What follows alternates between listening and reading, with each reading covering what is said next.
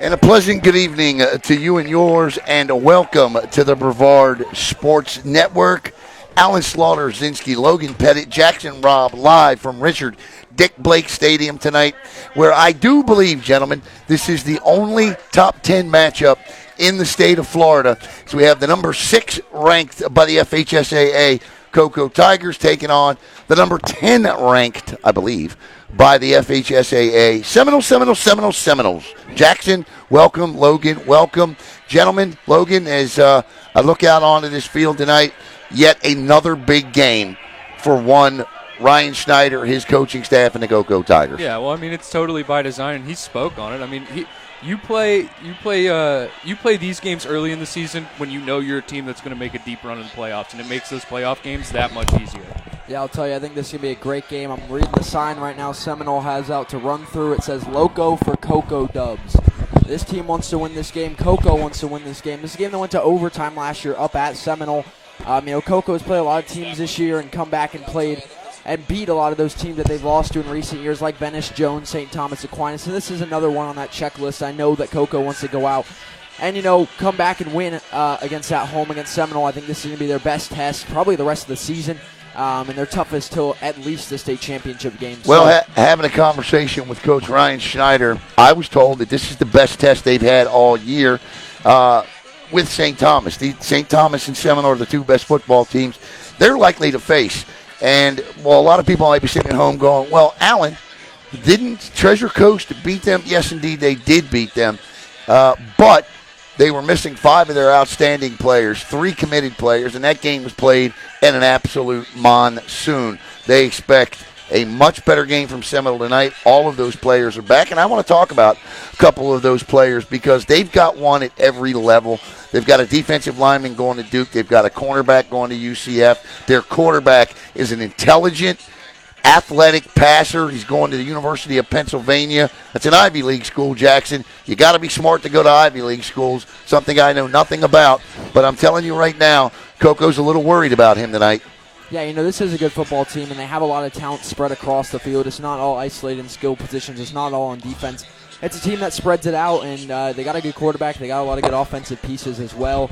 Coco's going to have to watch. They have 4 running backs in triple digits this season, 2 over 300 yards. So they have a good rushing attack, have a good passing attack as well. It's just a well-balanced football team at Seminole. They also have incredible amounts of numbers. As I look down this roster, it goes over a page. So they have a lot of players as well, just in general, which is always good as a football team. And so, yeah, this is going to be a great test for Cocoa. And we're just going to have to see how after last week's big win over Treasure Coast, if they can just keep playing the football they've been playing. The Seminoles defense is holding teams to just under 12 points a game. They have 12.5 sacks, 5 picks, and 4 forced fumbles this year. The gentleman's name I'm talking about is Carson Secorius Lasky out of the University of Penn. 75 for 124, 936 yards, and 14 touchdowns this season. This Seminole offense, Logan, and being the defensive guy that you are, they got 4 players in triple digits in rushing yards and triple digits in wide receivers, 4 different players.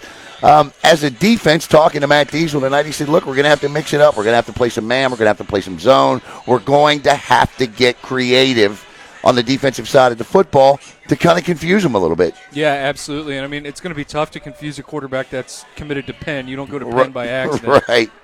But, we talked a little bit about it when they went and played Jones. They showed a lot of man the week before, and then they went on and they played a lot of zone coverage against Jones and kind of confused that quarterback over at Jones. I wouldn't be surprised if I saw something similar tonight. The kids going to Penn, I get that. Zone coverages give high school quarterbacks fits. A lot of times they don't know how to break down a zone coverage if ran effectively. But it means you got to have communication in the secondary. You got to be willing to pass off receivers and have trust in your team. And I think this back half of this Cocoa defense has exactly that. To me, it's almost an immovable force facing an unstoppable object. Well, I want to talk a little bit about the Cocoa Tigers offense, too, because it's PDG. It's pretty damn good, too, by the way, when you look at it. Led by the super sophomore quarterback, Brady Hart, and there you see him on the screen. Jackson, he's had one heck of a season back there. Last week, I thought he had moments where he looked fantastic. I thought he had other moments where he looked like a sophomore. I think in order for Cocoa to walk out of here with a win tonight, we're going to have to see less of the moments where he looked like a sophomore. But Brady Hart has proven time and time again this year that he's more than capable of stepping up in the big situation. Yeah, he's played great games this season against teams like Venice, teams like St. Thomas, where we talked to Coach Schneider a few weeks ago at the post-game show. We talked about, or I asked him about, what kind of developed Brady as a quarterback, what maybe matured him so quickly. And he just said this is what he's been played to do. He's ready for these moments. He's not scared by the lights. Brady's a quarterback that is ready to play like this. So, yeah, there is the fact he is still a sophomore. But the fact for me that he's been able to step up in his games as big as St. Thomas Aquinas, I don't fear that Brady has it in him to step up and play a good game tonight. So I'm not necessarily worried about that out of Cocoa tonight. I think that Brady will be ready for this one. There's your captains out there on the field, Davion Parham as well as Josh Brown and Damian Seymour and Xavier Solis for the Cocoa Tigers. Your starters tonight for Cocoa up front on offense, Jaquez Joyner, Damian Seymour, John Joyner, Xavier Solis, and Messiah Robinson. And Logan, that offensive line has been the key to everything the Cocoa Tigers have been able to do successfully on offense this season. There's no ifs, ands, or buts about it. Hart has had a clean pocket all year to throw in all kinds of time. Oh, they're a brick wall. And, oftentimes you talk about a young quarterback, a nice running game helps them get into a groove. I think it's knowing that you're going to drop back and you're going to stay upright. You don't have to worry about any kind of pressure coming at you, and you can really scan the field and deliver a nice throw. I'll get you at halftime. Yep. And so, hey, do you have a cash app? I don't have one, but they got one. All right. You want me to write it and bring it to me? Yeah, if you're ready to bring it to me, and I'll cash app it. Yep. All right. I owe money for last week's programs. All right. So, all right, as the captains, I never pay attention to the coin flip. We're going to do it here this week. It looks like Seminole has declined. They won the toss, they declined, and they will kick off first. It looks like Bob Walton out there, if my eyes aren't deceiving me. Is that Bob Walton? Come on, Logan. You know these refs. Yes, this is as good as mine, man. I don't know. I wear glasses. You're asking me. I want to talk about the Cool Zone Florida Tough Player of the Month because I believe he's as big a key as anybody we're going to see out here tonight, and that's Brady Hart's favorite target in Jayvan Boggs. Boggs so far this season, 601 yards receiving. He's got 12 touchdowns on 41 receptions. The thing that makes Jayvan Boggs so impressive and so hard to guard is that he does it on a bubble screen. He does it on a regular screen. He does it across the middle. He does it on a fly. He does it on a wheel. He'll do it any which way you need him to do it. And oh, by the way, he also blocks downfield, Logan. He is the type of wide receiver that every coach wants to have and every coach hates to play against. Yeah, absolutely. He's got a full and complete route tree. The last time I saw Cocoa was here against Venice, and they had 5-star Charles Lester lined up against him, and he made mincemeat out of the kid. Yeah. And that was tough for me to see because Lester's going to Florida State. Yeah. But hopefully Boggs does one day, too, because that kid's absolutely electric. All right, we're getting ready to go here, and the Cocoa Tigers will be kicking off here in just a minute as you see Jayvan Boggs absolutely dispatching St. Thomas on your screen. And if you're a Cocoa Tigers fan, one can only hope that happens here tonight as well. Back deep for the Tigers, it looks like, I believe. Is that number 6 back there? I think it's like 8. number 8. Nathan Chason. Nathan Chason back deep. Come on, Al. He's only been back there all year. Chason, the up man, is C.J. Bragg in the middle, as well as Battle, O'Keefe's Battle. Do you know if Nikki Teeter's back tonight or not? I don't know that Nikki's back tonight. I know that was a pretty serious, not serious in length of time, but serious injury. So on that shoulder, I don't know how long he's going to be out for as the Tigers get set to receive. If you're watching from Seminole tonight, welcome. Yes, we will talk and brag a little more about the Cocoa Tigers, but this is the Brevard Sports Network. But we like to try to call a fair game, and when we see good football, we'll promise we'll deliver. Set to go here is the Seminole Seminoles. They are in the white jerseys with the black pants. The Tigers will be in their home orange with the black pants. The ball will be placed on the tee, and set to kick it off will be William Allen, the kicker with 2 first names. Ready to go. Jackson, to answer your question, Teeter's not dressed out. No. Which for Cocoa, they've always had a really deep wide receiver core, but that is something to note in this one. Tonight's first quarter will be brought to you by Sonny's. Sonny's Barbecue. And Logan Pettit will tell you all about Sonny's as if you need to know anything about it if you've ever been there. But Logan will tell you all about it. Here we go as William Allen gets set to put toe to leather, and the Cocoa Tigers in search of victory number 5, and already we have a whistle. Gentlemen, let's just hope and pray that's not an indication. Oh, they're sending somebody off for equipment is what it looks like. So okay. That's a poor indication. Yeah, that's not a good indication. That's ticky-tacky. I mean, if it's blatant, it's blatant. It is what it is. We got Cedric Hawkins watching on Brevard Sports Network, former Cocoa Tiger up at Ohio State. He was here last week and didn't stop in the booth, so I'm going to give Cedric a little grief over that. And I texted him at 3 o'clock in the morning and asked him why he didn't step up. He said he meant to, but just forgot. I'm pretty sure he was busy last week. And here we go. And that ball will be played by Brown across the 20. And Brown takes to the other side of the field. He's out to the 25, 26. Ball's out, and not a good start. And Seminole will recover on the fumble on the kickoff return by Battle. Check that. Battle. And Seminole. We'll see the Seminole offense first, gentlemen. Not how you want to start if you're the Cocoa Tigers. Now, on the return, he's going down, and peanut punch came right out. I didn't catch the number on the young man that punched it out, but heady play by the return unit, or the coverage unit. Yeah, I think he was going down. He kind of got spun around up there, and the ball just got flung out. Nobody for Cocoa in the area. And a lucky break there for Seminole to start. All right, we're going to see that quarterback we were talking about, Carson Sikorius-Alaski, the Penn commit. And in the backfield with him will be David Parks, as well as, who else we got back there? Number 6 for Seminole is Traven Clark. He's their leading rusher, 400-plus yards and 2 touchdowns on the ground. The Seminoles with the ball, 1st and 10 at the Cocoa 22-yard line. Man in motion, and the give. Yeah, that's not gonna work, Logan. And that's Lauren Ward in there on the stop for the Tigers, and Ward has been a mainstay on this Tiger defense all year.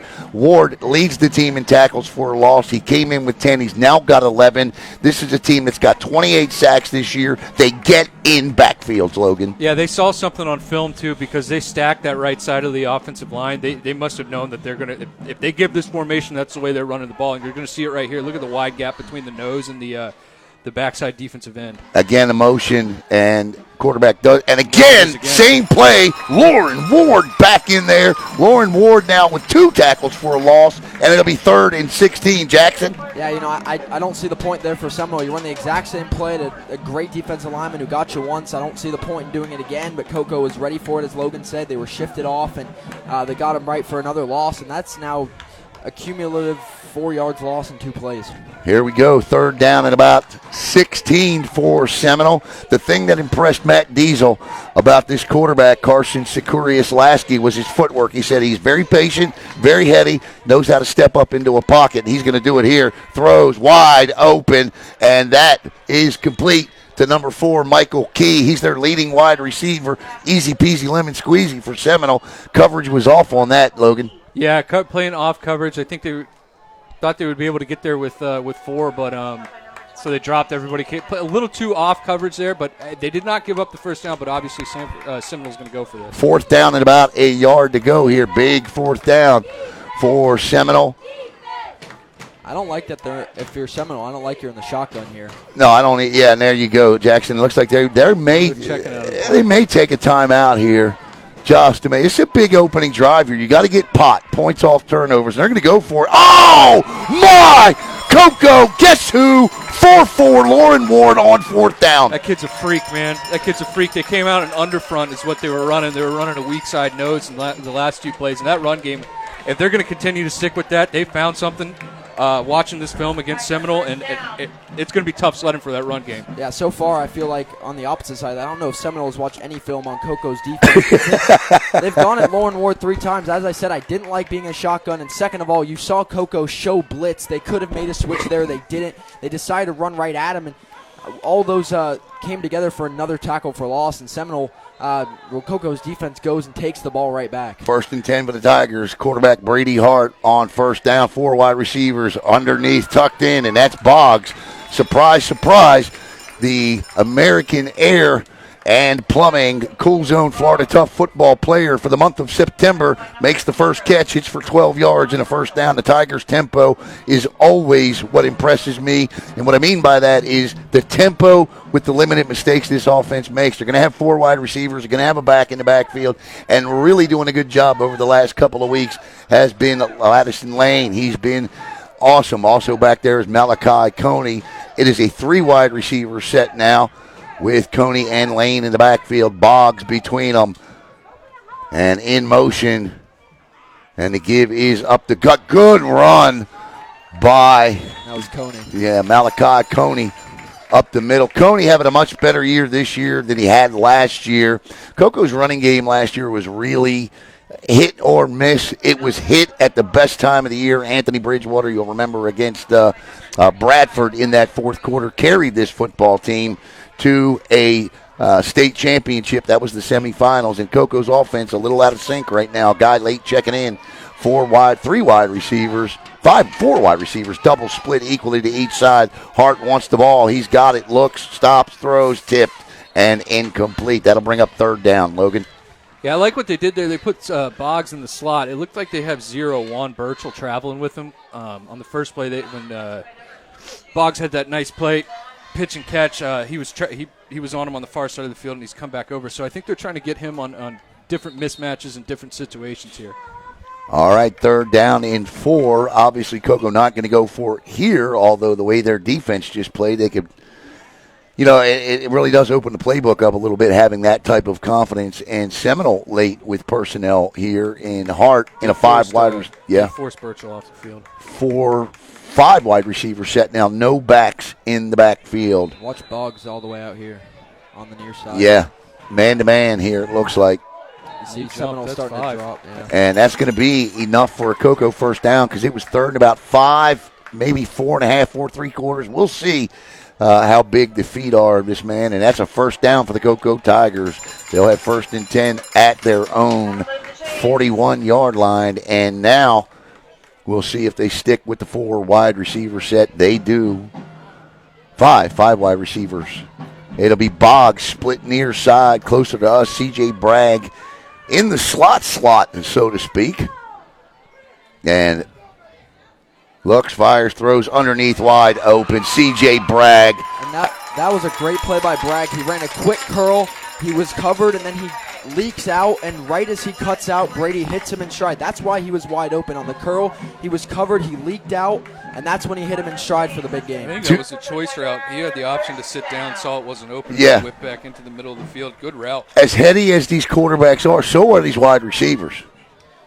Yeah, and Bragg, you can say all the cliches. He's a scrappy gym rat, real student of the game, but he does a great job of finding the open spots in the zone, sitting in those, running good routes, and that's why he's got a ton of receiving yards. Look, guys, Ryan Schneider's really worried about this team tonight. Not his team, Seminole. He was really impressed. I mean, look, they went and beat the brakes off of Apopka last week. Nearly put a running clock on Vero Beach. Hart looks. Oh, Hart goes down. And he's going to be down. And he's going to wave it incomplete. And that's a nice sack there by big number. Looks like 85 or 95. It is 95. Preston Watson, the defensive lineman. I believe he's the one going to Duke, gentlemen. So Preston Watson in on the sack. Actually, they're just going to rule it incomplete. It's going to be 2nd and 10. Okay, so that's a break for the Tigers. So Preston Watson headed to Duke. Chasen Johnson, the cornerback, headed to UCF. Carson Sikorius-Lasky headed to Penn. That's not all. They've got players on this team. Some of them 17, 18, 19 offers already. They've got athletes, 2nd and 10. And there you saw why. I believe that's the first time I've seen Hart get hit like that all year, guys. Backside. That's a dangerous one. Good play by Hart, making sure his arm is going forward and to make sure it isn't a complete pass. And this will be a fake jet sweep and then a Yeah, that play, the problem there is that just took too long to develop. Hart next time might just want to stick that ball in the belly of the guy coming around on the jet sweep, Logan. Yeah, he had more room to run on that side. I mean, you got one guy over there. The whole defensive of unit is over here on the shorter side of the field. I don't know, and I know Schneider loves the screen game. I don't know if tonight's the night to run your screen game. You're having pretty good success throwing the ball down the field, exploiting the middle of the field, kind of opening this defense up. I don't like playing it in a phone booth with the athletes that this defense has. No, I think that's a great evaluation there. And Hart, I believe that's Malachi Coney in the backfield. It'll be double split equally to each side. Now he'll put Coney in the slot, and Hart drops back, looks, fires, throws, and he just threw that one too far over the hands of his outstretched receiver, and it'll be 4th and 11. And I would think this is 4-down territory for Cocoa, gentlemen. Yeah, I think it should be here. They're moving the ball well so far. I mean, they've made it to 3rd down the last time, threw it over the middle, found Bragg. So I definitely think they need to go for it here and keep this drive moving. They found good success in the passing game, as you said, over the middle of the field. I think this is one where you let your receivers maybe make a play, not necessarily try and go for all 11 through the air, put it close and let them make a play. All right, we want to thank Mr. Jim Williams as well and the Cocoa Tiger Booster Club.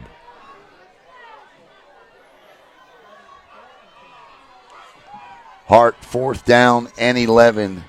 Looks, flag, and that's complete. It'll be short of the 1st down. Let's check the flag that's in the area of an illegal motion, an illegal procedure, illegal shift, something illegal offensively. We'll see what the white hat does, unless Seminole lined up in the neutral zone.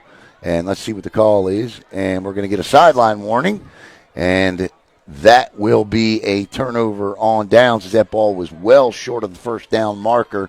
So it'll be 1st and 10 for Seminole. Coco's, I think. Why are their offense still in the field? I think they might want him to measure here. Well, he's a yard short. He's way. I agree. I think he's like 2 or 3 yards short. I don't think there's anything to measure. Yeah. Well, he's holding up 4th down. That was 4th down, friend. Yeah. Yeah, I don't know what's going on here. Yeah, that was 4th down right there. 100%. Yeah, I mean, that's kind of the look I was kind of wanting them to do here, kind of see a play just short of the sticks and let the receiver make a play. I didn't necessarily want him to go right towards the sideline there because, well, then you kind of get cornered and forced out of bounds short. I don't know what the officials are looking at here. Yeah, that's a clear turnover on downs. But while we got a minute, Logan's going to tell you who helps Cocoa Tiger football beyond BSN every week. All right, we're going to talk about Mr. Jim Williams. BSN and the Cocoa Tigers would like to thank Mr. Jim Williams for his generous donation to ensure nearly all of the Tiger football games are broadcasted. Currently serving our country as a private citizen, Mr. Jim is stationed in Camp Casey, South Korea, watching tonight's game, which is 13 hours ahead of our time. There's no bigger Tigers fan than Jim Williams, and we thank you for your kindness. Thank you, Jim. Yeah, well, they are going to measure, so I guess my 53-year-old eyes are deceiving me. So let's see. That didn't look close at all to me, Logan. I think it was 1.5 yards at least. Yeah, look at it. It's Yeah. nowhere close. But it's still holding up 4th down. Yeah. That was 4th down. It was 4th down. Yeah, I got no idea. And I think the Tigers are going to catch a break here. Yeah, if you're Cocoa, you don't say anything. You just trot back out like you keep usual your and mouth keep shut going. there, Yeah, you argue that it's still 4th down. Well, yeah, or that. Yeah. They can't figure it out. If you stick Cocoa on 4th and 1 right here, I'd like their chances to pick it up. Oh, I do. Okay, now they flipped it to 1st down. And Seminole. See, I was going to say, you got to give Seminole credit. They sent the offense on the field like, I don't know what you're talking about, but it's 1st down our football. Yeah. Here's Here's I don't the know thing. what they're still discussing. And I don't disagree with the with going for it on 4th down there. I mean, like, you got a high-powered offense, 4th and 11. You can pick up 11 yards. If you're going to do it, though, this is my gripe. Try and pick up like 5 or 6 on 3rd. Yeah. And make it a little bit more manageable so you don't have to get all 11. One of the things that's underrated about Cocoa this year, or at least not discussed, and there you see on the right side of your screen, is Gunnar Trout has turned out to be the best kicker in Brevard County this year, and he's put some big points on the board for the Cocoa Tigers this year. 1st and 10 for Seminole, 7:21, flags again. And are we going to get a 15-yard penalty against the Cocoa sideline? We are, and this is what drives me nuts sometimes about my guy, Ryan Schneider. He gets on a tangent, and it may not be Coach Schneider, but If I was a betting man, I'd roll in my chips on Ryan Schneider. Well, they only marked off 5. Might have been Sideline infraction. Sideline infraction. Well, I mean, yeah. Still the first quarter. Coco's got to. I love him. 1st and 5. I don't know of a sideline infraction that's just 5 yards though. I don't know a lot of things. Well, here we are. Well, that's the okay. So he is now properly signaled. That is the second sideline warning, which is a 5-yard penalty. Right. It's not the unsportsmanlike conduct. So it's 1st and 5 for Seminole. 7:21 to go. Scorius Lasky drops back looking, and he's in trouble.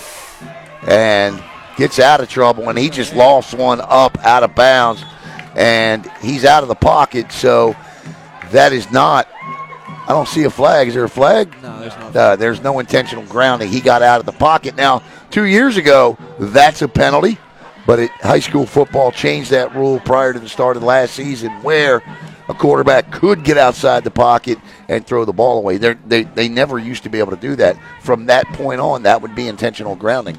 Yeah, and that was that man again, Lauren Ward. Yeah. I mean, just wreaking havoc so far, really making his presence felt. 2nd and 5, and they didn't even think about throwing the football there. 2nd and 5, and the Tigers show blitz with Hawkins. They bring it, and nowhere to run and nowhere to hide, and it's coming back for a hold. And there's another new rule change this year we're going to talk about is the white hat signals hold. Now, holding a gentleman last year in high school football was a spot foul. So if it happened behind the line of scrimmage, you would theoretically see plays that were 1st and 26 or 2nd and sometimes 28. But now it'll be 10 yards from the line of scrimmage, so this will be 2nd and 15. Okay, interesting. Because, sometimes also you would see, something would go for a first down and then you call it back and you'd end up with, 2nd and 4 after a holding penalty. Right. No long. And I think that's an outstanding rule change. Yeah. I complain year after year about that. I mean, how was that even fair? Yeah. We spoke about it, Alan, on when Cocoa was on offense. The screen game might not be the play against that Seminole defense. I don't think the outside run game is going to be the play for Seminole against this Cocoa defense. Too much speed on the edge. I don't know that you're going to be able to exploit him on the edge. No, I don't think so either. What I'm seeing so far, I don't like the run game at all for Seminole tonight. Lasky, time to throw. He finds back out of the backfield, and he's got room. He cuts back, still on his feet. Good move. And that's a good play there by David Parks. That's David Parks. And we got another flag down and another hold on Seminole. And 66 is going, what did I do? And the referee says, you held. So that's going to come back. And now it's going to be 2nd down and 25 for Seminole. Here's what I'll tell you. I used to play offensive line. The thing you got to watch is an offensive line. Right after a holding penalty, the refs will watch you again.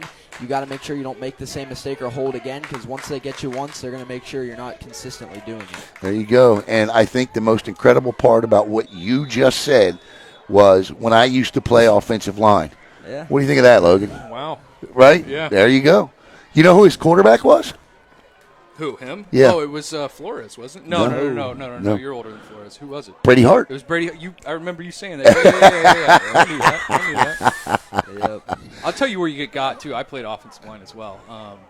When your arms get extended or when the defensive line has you beat, that's when they call it. Because you're holding every play. Yep. You're taught to hold. Especially with how Coco's blitz has been so far, the refs are 100% watching it. Yeah, I want to go back to that last play. They ran a little mesh concept, which is I explain. Pretty good man beater. You got 2 underneath routes coming across, and basically you're trying to get the linebackers in a bind, right? Yep. You want them to run into each other or try and continue with it. Coco's linebackers did a pretty good job passing that mesh off. I mean, they're in banjo coverage, which means you take everything that's coming to the right, you take everything. Don't cross each other. The problem is Parham's a pretty darn good player. David Parks is just a little bit faster than him. Yeah. But it's a moot point because they get caught holding. Yep. Parham's claim to fame. He is the man responsible last year for the touchdown, or not touchdown, but the fumble in overtime to give Cocoa the win over the Florida State High School Seminoles. And now it's 2nd and 25 for Carson Scorius Lasky. They got to be careful. They get closer and closer to their goal line. Coco's had a lot of plays that could have gone for really big losses. That's a good point. Lasky wants it. He's got it. He steps back, looks. He's in trouble. Steps up, and he's going to go. That is not going to be intentional grounding. That's a good job by Lasky to get rid of it, and he is holding his knee, though. He went down a little awkwardly. Yeah, and that's a coverage sack there, Logan. Well, they were running a screen. They were running a tunnel screen, and he just didn't throw the screen. He went downfield for whatever reason because you had the outside receiver coming back underneath. Those two slot receivers were used to run off the defensive backs, and I don't know if the screen was too covered up or what. But John Brown underneath he had his eyes locked in on that screen. So I'm thinking Sikoris Lasky sees that and says, well, that's an easy pick six for Brown. I'm not throwing the ball there just yet. Yeah, you can't clutch on a screen, though. No, I agree. It's got to go immediately.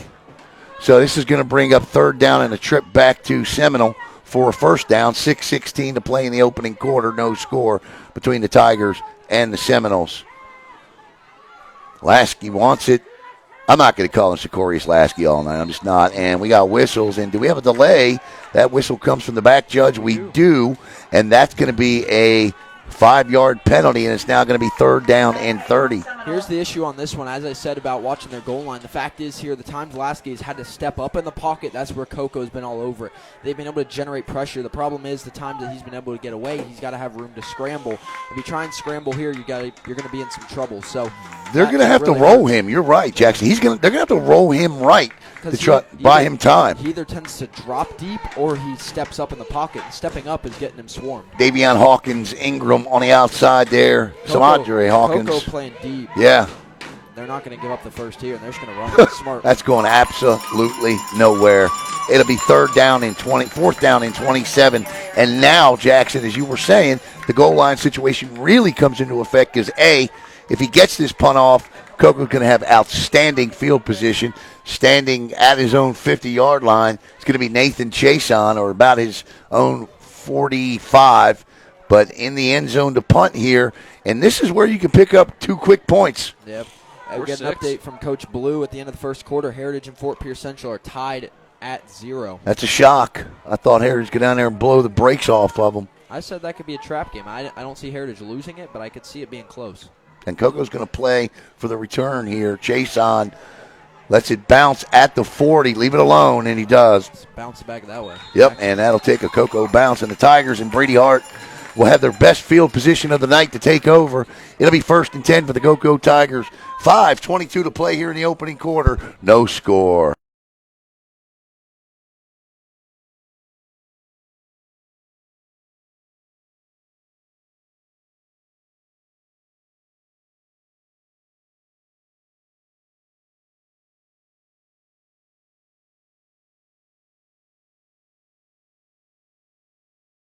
Three, two, one. All right, welcome back there. Please don't click on any of the links, especially ones talking about curing herpes or watching games anyplace else. I mean, it's all scams. Throws, caught, and that's Boggs. Boggs breaks the tackle. Jayvan Boggs is gone.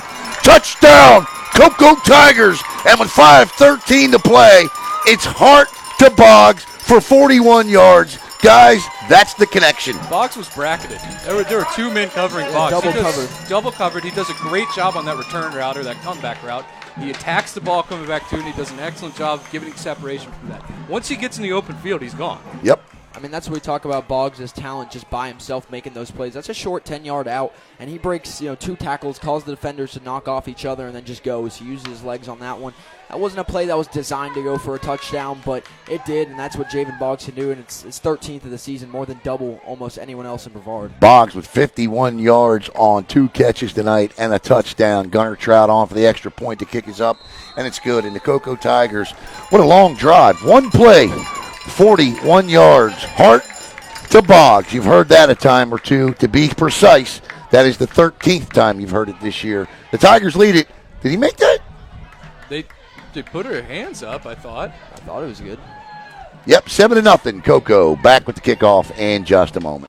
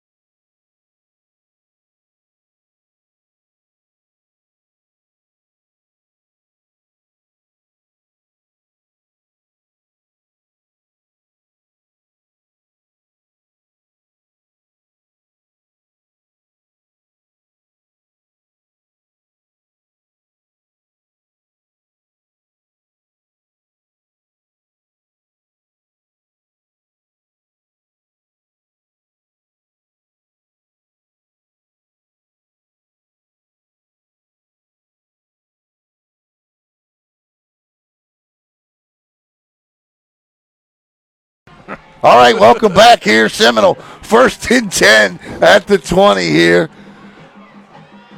Logan forgot to turn the camera off mute. No, I'm kidding. That was me there. I hope we weren't on mute for the touchdown. No. No, I think we were good then. They would have let us know. Oh, yeah. It's been that kind of a day, guys. Started out 7 o'clock this morning over to Cocoa Beach Aquatic Club for swimming, and we were there all day. I think my head is fried. I know Caleb's is. All right, 2nd and 8, 5:03 to go. Jackson will take over the play calling duties here in the 2nd and the 3rd quarter. I'll be back in the 4th. And Lasky looks, throws, little out route there, and that's dropped in beautifully. He's got, I tell you what, that's the hardest throw to make at any level of this game, Logan. It's not the 50-yard bomb down the field. It's that out route over the shoulder, and Lasky drops it in there beautifully. Oh, yeah, it absolutely is. And they caught Cocoa running to cover 3 there, and you had 2 outside breaking routes, and you got 3 people covering deep. You only got 1 person in the flat. Pretty good pass concept against that coverage. Yep. It'll be 1st and 10 at the 35 here for Seminole. Lasky looks, quick pitch. Quick pass, I should say. It was nearly picked off. Battles all the way back, but the forward progress will get him out to the 40. That's what Seminole's going to have to do, Jackson. They're going to have to play quickly tonight in order to gain yards. And as quickly as that play just was, it still only picked up 5. Yeah, they're going to have to find a way to balance quick plays with, picking up some yards. They can't just throw screens underneath all night either. They got to set up plays maybe like a mesh as well, or a concept like that where they're able to get the ball out quick but also not just gain, 1 or 2 yards. 2nd and 5 now for Seminole. 4:20 to play here in the opening frame. 7-0 Tigers. Ward chases. Ward's there. And I tell you what, I don't know if Davion Parham, where he came from, he's a linebacker. Looked like he came from the safety position, which I think is going to be his position in college anyway. And he makes the tackle, and they lose yards on the play. It's now 3rd and 9. And if you're a Seminole fan, that's a frustrating play. Yeah. You almost want to throw it away there. You do want to throw it away because that could have been disastrous. You never want to throw late across your body over the middle. And he's fortunate he found a guy coming back to it, but like you said, he lost a yard doing so. Offsides, Cocoa, and that'll move him up 5 yards. So it'll be 3rd down and 4 now for Seminole. I'll tell you what, we got a really good community here. Normally when we do these streams, and you watch streams from all over the country, right? When people make a mistake like that, then they kill them. They just, thank God we got great supporters and a great community that follows us and knows when we screw up, it's their job to help us. Yeah, right. Thank you, guys. He's in trouble again, but he gets out of it, and he cuts back, and Ward gets him, but this time, not before. He will pick up a Seminole 1st down, and shifty little guy there. Yeah, I caught him in man coverage. Defensive backs had their back turned to him, and he was able to kind of squirt loose and get enough for the 1st down. That's the if you're playing an athletic quarterback and you run a lot of man, that you're going to run into that issue. And that was a good quick cut too by him to break the 1 tackle. They had a linebacker bearing down on him short of the 1st. He made 1 quick move and got past him. All right, low snap. He lets this fly deep down the field, man on coverage, and nobody. Logan, that's on the wide receiver right there. He didn't look back for the football. He was behind Battle there, but over, underthrown, whatever. But that's on the receiver there. You got to battle for that football. Yeah, Battle undercut that too early, too. He did. He's fortunate that the receiver wasn't looking at it because he had the right idea, just wrong timing. 2nd down and 10 now for Lasky, and they'll have double split equally to each side. Keep your eyes on Michael Key. He's their leading wide receiver. He wears the number 4. Throws. This is a screen pass out to number 13 up the sidelines, and he'll pick up 4. Catch made by Justin Rosado, the senior wideout. Yeah, I think that was a good play design by Seminole. They kind of hid that screen. They disguised it a little. Didn't set it up necessarily to show the screen. One of the receivers took off. He kind of just curled back, and that one kind of found Cocoa not necessarily diagnosing it. So for a play like that for Seminole, I think that was a better play call. Picks up 3, maybe 4. We'll call it 3. Is that 3rd down? Does it look like 3rd? It is 3rd and 7 there. Cocoa off, but they get back. They want a flag, won't get it. Finally, a referee that allows a defensive lineman to get back in time. Well, in high school, if you cross the neutral zone, it's an automatic penalty. You can't get back. Lasky looks, nice throw, and he's got a receiver, and it's caught. And Cocoa playing off coverage there, zone. We got a flag down. It's either roughing the passing or holding. It came out quick. I think it's a hold. And I think it's a roughing the passer. Really? I thought it came out. Might be. He pointed over there. Nope, it's a hold. It came out before the ball. Did it? Okay, okay. And that's the third. And a hit to the face. Yeah. And it's the hit to the face. Nope, offsetting penalties. Okay, don't open your mouth. Let the official tell the story. And we're gonna redo third down, and that's a big break for the Cocoa Tigers because that time, Logan, they got caught in the zone. Yeah, they were playing a cover 2 and outside route. Corner didn't sink far enough on the corner route, and safety didn't have time to get over on it. And quarterback was able to just drop it right in there. Yeah, it's a pretty play, and that's a play guys like Lasky, guys like Hart are gonna hit, so you can't give them that cushion. Yeah, it's a tough one. They tried going over the top a few plays ago. It was blanket at that time. It was wide open, so Coco's got to be weary of that they can have quick plays that go over the top as well. We've obviously seen a difference in mindset, guys, compared to what they wanted to do compared to what they're doing now. That's for sure. Yeah, they made an adjustment. And it's third down and 7 now. Lasky drops, looks, stops, rolls to his right. He's being chased. He's got to get rid of it. Nope, he's going to run for a first down, and he's going to have it. That's an outstanding job of recognition by Lasky, and he forced the Tiger defense to chase. Getting the tackle officially will be Cedric Walker as the closest Tiger to him, but it's 1st and 10 for the Seminoles. I think if you're going to go man on third down like that and bring pressure, you might want to consider a spy, just because he can break the pocket like that if you don't get home on your pass rush. Yeah, I think that one was also good play up front by Seminole. They double-teamed Coco's best guys and just were able to kind of portion their offensive lineman out enough to kind of hold him enough for him to get out of the pocket and have enough space to run for. As the camera shakes to the foot stomps, 1st and 10 for the Seminoles. Ball on the Cocoa 40. Man in motion. They go straight up the gut, and that's the thing that throwing the football can do for you too. And that's open the middle of the defense a little bit. And Traven Clark, the 5'10 senior, no linebackers there. Logan, where were the linebackers? I think they just got caught up in the wash. And he hit the hole pretty hard and was able to squirt through. I think they went with the fake jet sweep. That was a good fake that time. Window dressing. Yeah, 1st and 10, ball at the 29-yard line for Seminole. 1:31 to play here. And, that ball was nearly batted down.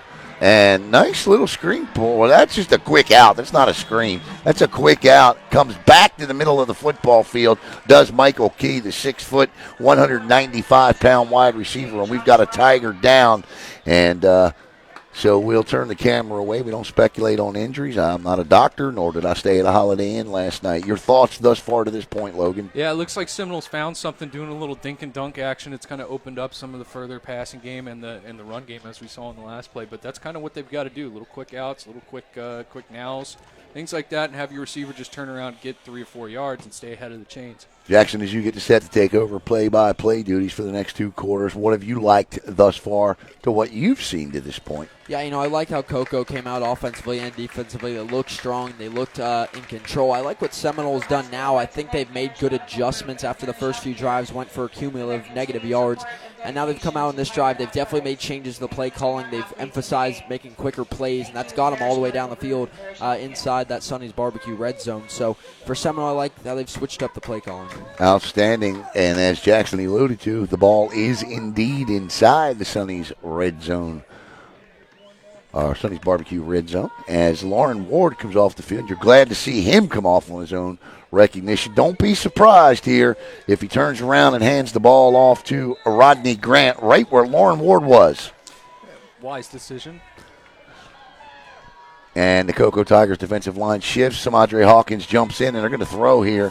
And speed, Jason Ingram will get that's a sack unless if you chase the quarterback out before he gets to the sticks, it's a sack officially. If it is, he picks up a yard, so it won't be a sack.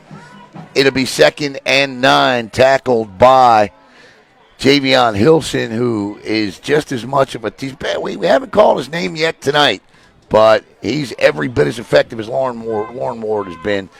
1 minute to play here. The clock will stop out of bounds. 2nd and 9 inside the Sonny's Barbecue red zone. Lasky with 3 wide receivers near side, 1 split wide right, if you want to call it that. Throws, nice touch, and nearly picked off, but broken up as Lasky throws into double coverage.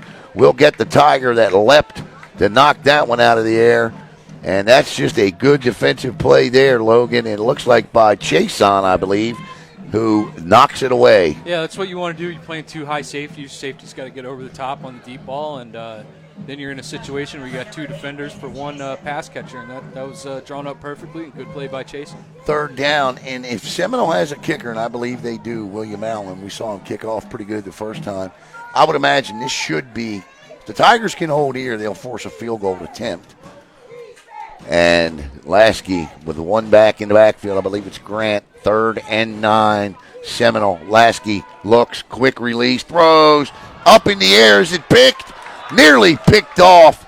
More Tigers had a shot at it than Seminoles. But the bottom line is the final attempt at it was by Jayson Smith, the senior DB. Tigers don't come up with it. And William Allen comes onto the field. And he'll get set for a field goal attempt. The ball will be at the 19. And figure about a 33-yarder. We'll see where they spot it. Seminole's extremely lucky for letting that one fall because Cocoa had the man running right under it. He kind of stumbled and slipped short of the ball, but he would have gotten under it if he stayed on his feet. I think fortunate Hawkins didn't get it because yeah. I don't know that anybody's chasing him down if he grabs it. I mean, he's got the whole right side of the field to take off with. Yep. All right. He's big, but he can run. Ball will be spotted at the 23.5. Call it the 24 to be safe. 34-yard attempt. Kick is up, and it is woefully short. And Cocoa holds here, and they'll take over 1st and 10 at the Seminole 24. Yeah. We got an update real quick. Heritage up 7-0 with 4:41 to go in the first half. Tayshawn Benson with the touchdown. Go ahead, Logan. I think if you're Coco's defense, you're coming off the field and telling offense, don't score so dang quickly and let us get a breather. Yeah. You know, go on a try for us, would you? Give us more than a play here. Look, we can appreciate it, but can you make it 3 plays this time? Yeah, another good stand there by Cocoa. They, missed field goal their first few drives. They forced a punt, forced a turnover on downs. That one the equivalent of a turnover on downs. But, yeah, good stop by Cocoa again as Seminole was able to move down the field that time. All right. Our second quarter will be sponsored tonight by Natwick Insurance and Eric Natwick. And Logan will tell you all about them here as we get set to retire the American Air and Plumbing bottom banner here on the bottom of the screen for the first quarter. We'd also like to thank also here tonight the Cocoa Tiger Booster Club, who is great supporters of Brevard Sports Network. Whistles, flags. Schneider flips the headset off. This is obviously a Cocoa issue.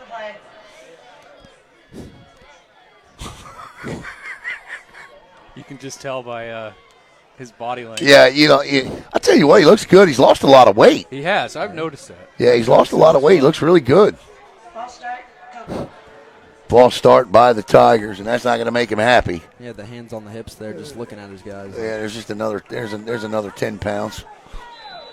Jayson Corbin watching. Go Knowles, Yeah, I was Jayson. going to say, I see Jayson. Knowles. How about the Panthers? And the Panthers, too, but I mean. Panthers suck. Boggs nearly had that one across the middle. And, I'm going to say this with Jayson on the string. I can't believe that he has not got a shot yet. You look at the running back situation in the NFL, and it's absolutely ridiculous that a guy's talented as Jayson Corbin. Panthers should move him up. Miles Sanders isn't doing anything. Yeah, he deserves a shot. There are words I can't use on here because it's a family show, but that's how disgusted I am by the fact Corbin hasn't had a shot yet. Especially and if you're the Panthers, you take all. What do you got to lose? Yeah, exactly. You're going to put in a great running back, right? Give him a shot. Yeah.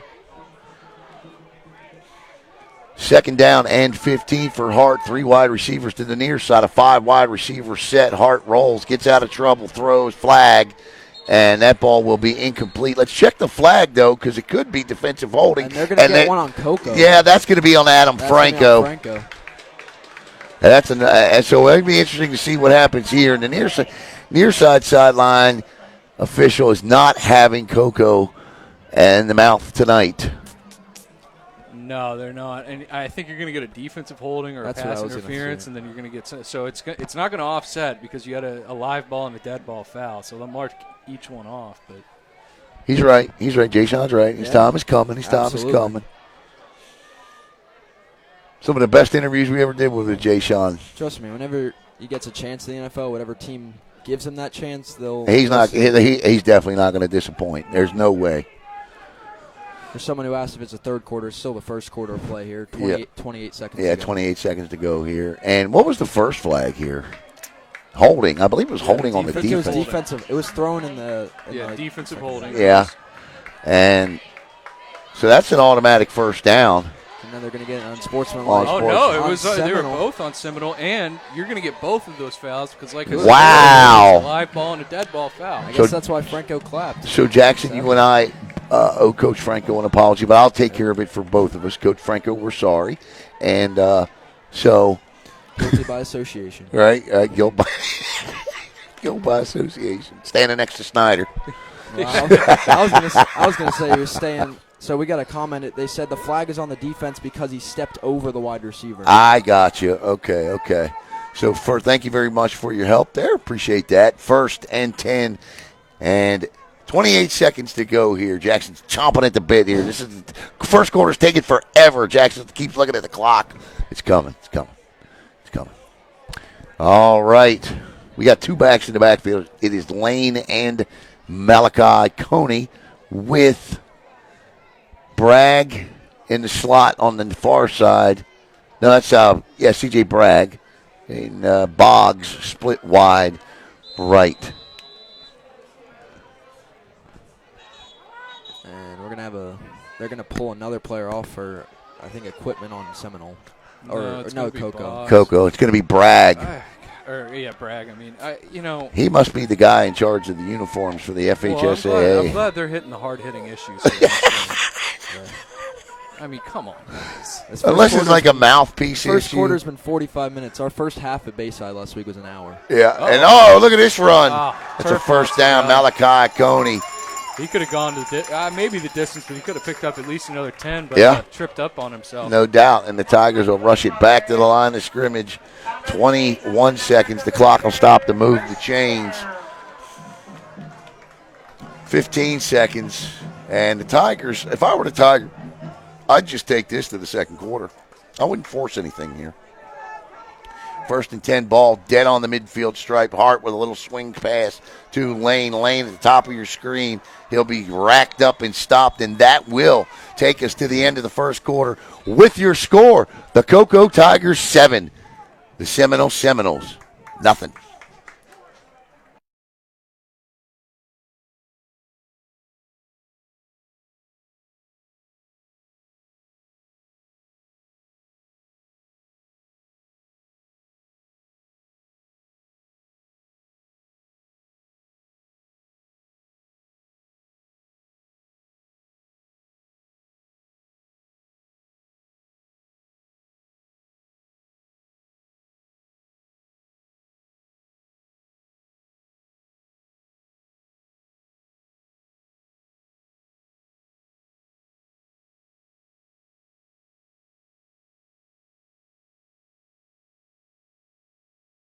One. Let me tell you guys before we get going about Natwick Insurance. Don't be a nitwick. Go with Natwick.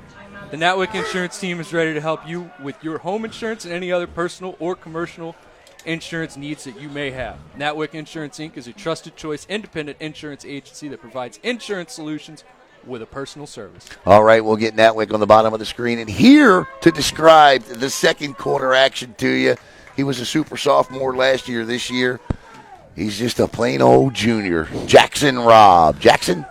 Yeah, Cocoa so far moving the ball well on this drive. It's going to be 2nd down and 7, aided by some penalties to make it now into Seminole territory. A good run there, or a little swing pass actually at the end of the first quarter. It's going to be an empty set, 5 wide. Hart drops back, 2nd down and 7, throws low and incomplete, looking over the middle for C.J. Bragg, and he underthrows him, and it's going to bring up 3rd and 7. That's where he looks like a sophomore on passes like that. Those, as a former quarterback, I pick on the quarterbacks in Brevard County pretty good. And it's all out of love. I can promise you that. To be fair, that's a tough throw. I mean, Oh, my. outside Sound like break and spoken throw, like I a mean, true guy from the defensive side of the football that coverage was good. I mean, Yeah. it's an out route breaking across from you or far away from you on the long side of the field. I mean, it was a bad throw, but I mean, it's also a tough throw. There you Third down there and you 7, 5 wide. Again, Hart over the middle. It is broken up. Good defensive play there by Corey Smith.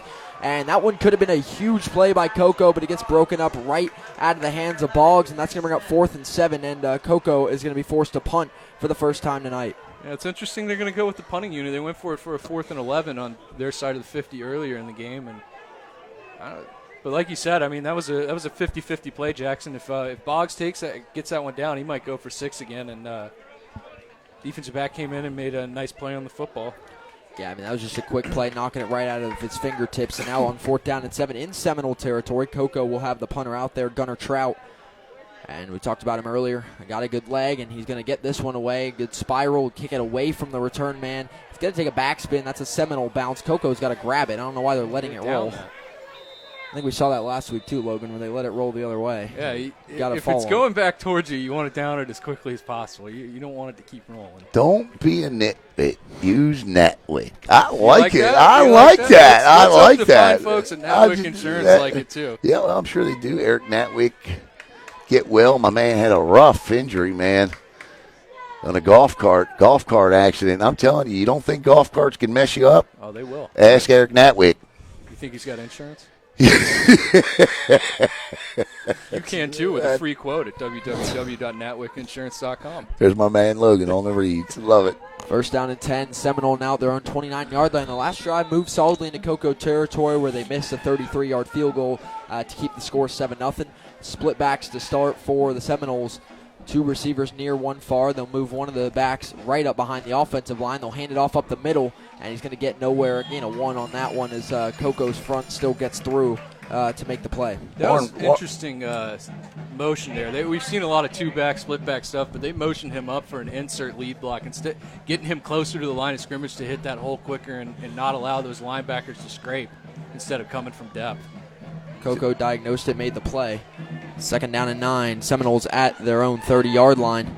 Low snap, quick throw, nobody there at all. That not going to be a backwards pass, it'll be incomplete. His swing pass went the other way. I don't know how you throw that without looking first, but the ball's incomplete. It's going to be 3rd and 9. Well, he was trying to hit the ref on the sideline. Yeah, maybe. I'm trying to make sure that Jackson, he said you need, your mic needed turned up, so I've turned it up. So you might want to check the sound over there while you're doing that.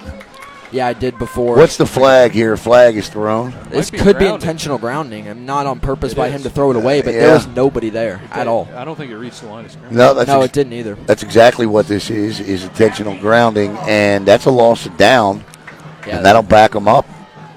Yeah, that's one. I mean, his running back immediately was frustrated. I don't know if that was a miscommunication, the quarterback the wrong way, or if the running back went the wrong way, but one way or another, that's going to be a huge loss for Seminole.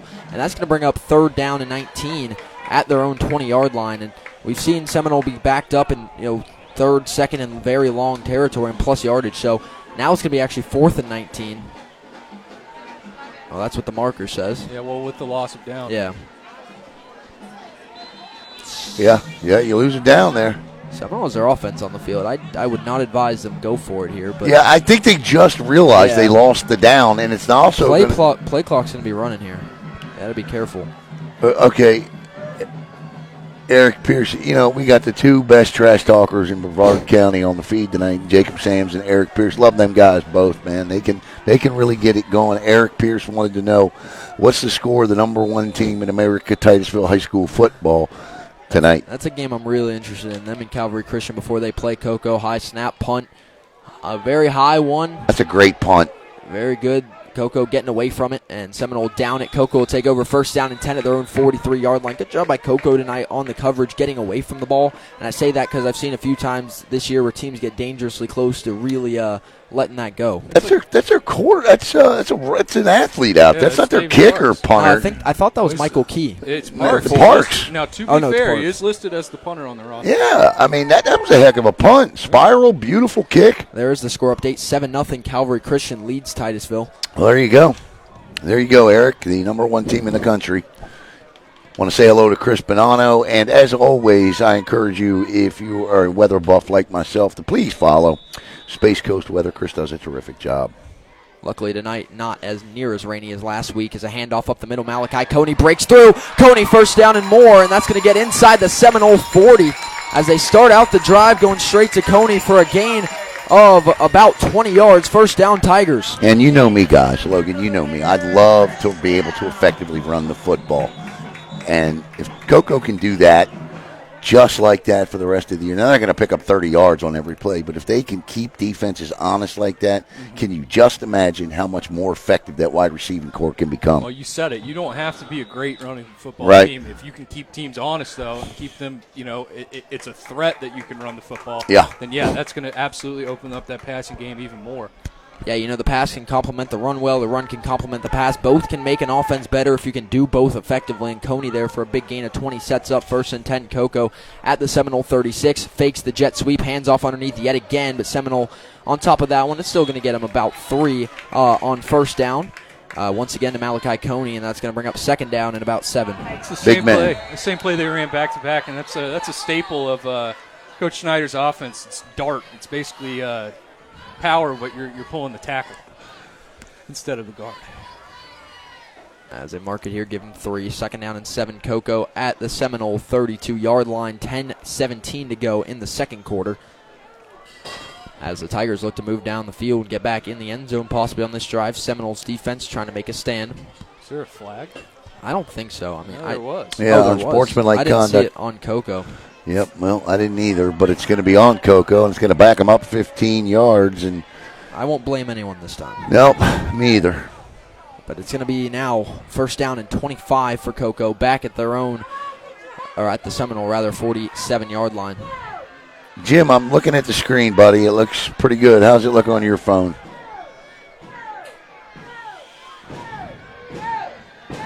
Does it look okay to you? Yeah, looks good to me. 2nd down and... Yeah, Jim, I'm sorry, bud, but that's got to be your connection.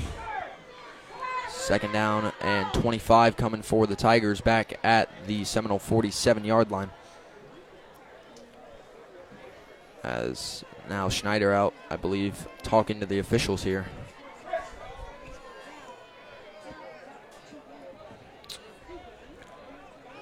So I don't think the officials have missed anything tonight. And Schneider walks to the sideline ahead of 2nd down and 25. Yeah, it looks good on the iPad there, doesn't it? Yeah, I think so. Jim said it's looking better, so Yeah. I don't know if it was a momentary Went and lapse. adjusted the antenna. Yeah. Yeah, go out and let the people know in Camp Casey that and get on the internet connection there a little bit. Stop taking his bandwidth. 2nd down and 25. Empty set. 5 wide for Hart. Has time.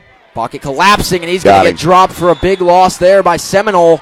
The Duke commit got him that time, guys. 2nd sack of the night for big number 95. And I'll tell you what, that is Preston Watson. Yeah, Preston Watson. Big sack. Big night for him, and the Tigers knew they were going to have to contend with him.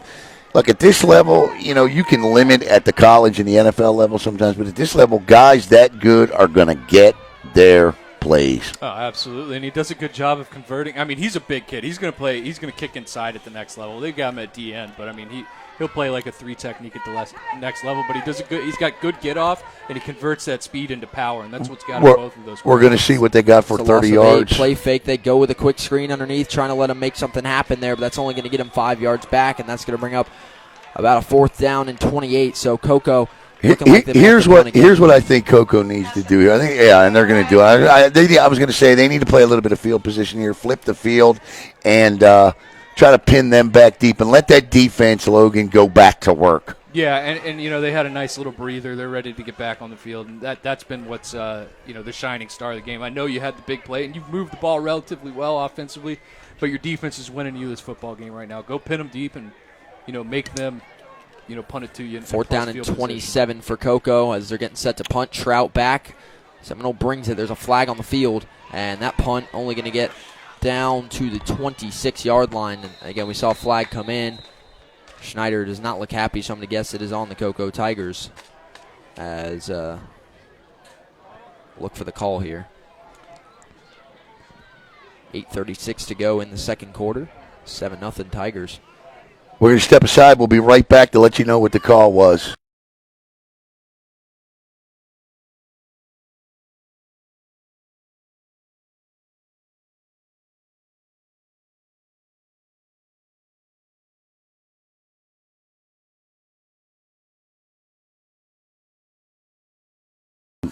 All right, welcome back here. And do we know what happened yet?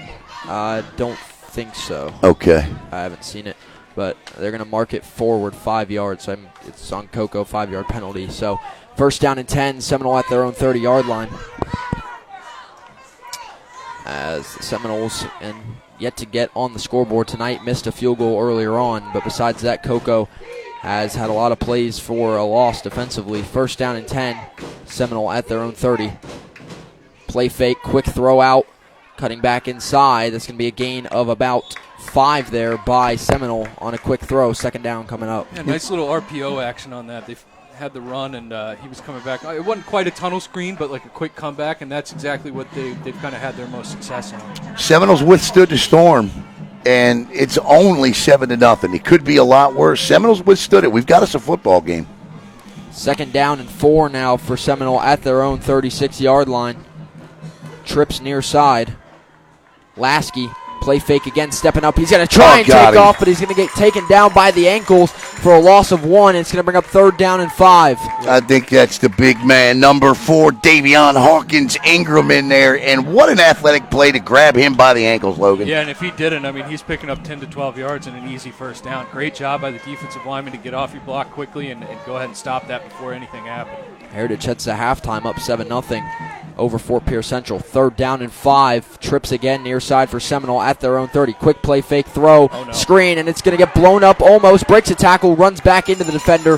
No gain there as Cocoa all over it, and there was Josh Brown making the play. And that's going to bring up fourth down and 5. Seminole at their own 35-yard line. Jackson Logan, it's almost like this Cocoa defense knows. I mean, there's such a cohesiveness and rhythm between the offense and the defense. The offense is kind of stuck in a rut right now, and that defense, Logan, knows they've got to get out there and make plays and stops. Oh, yeah. Well, it's complementary football. Your offense is down right now. All right, defense is going to They're going to go for it. Oh, wow. Uh-oh. Fourth down and 5. Cocoa's not ready for it. They're going to have to take a timeout. And that's, I think, what Seminole's trying to do is catch them off because they were running the special teams unit. They quickly switched out of it because if you look at Seminole, David Parks being their punter, they don't have to change a lot up to go into punt formation, whereas Cocoa did.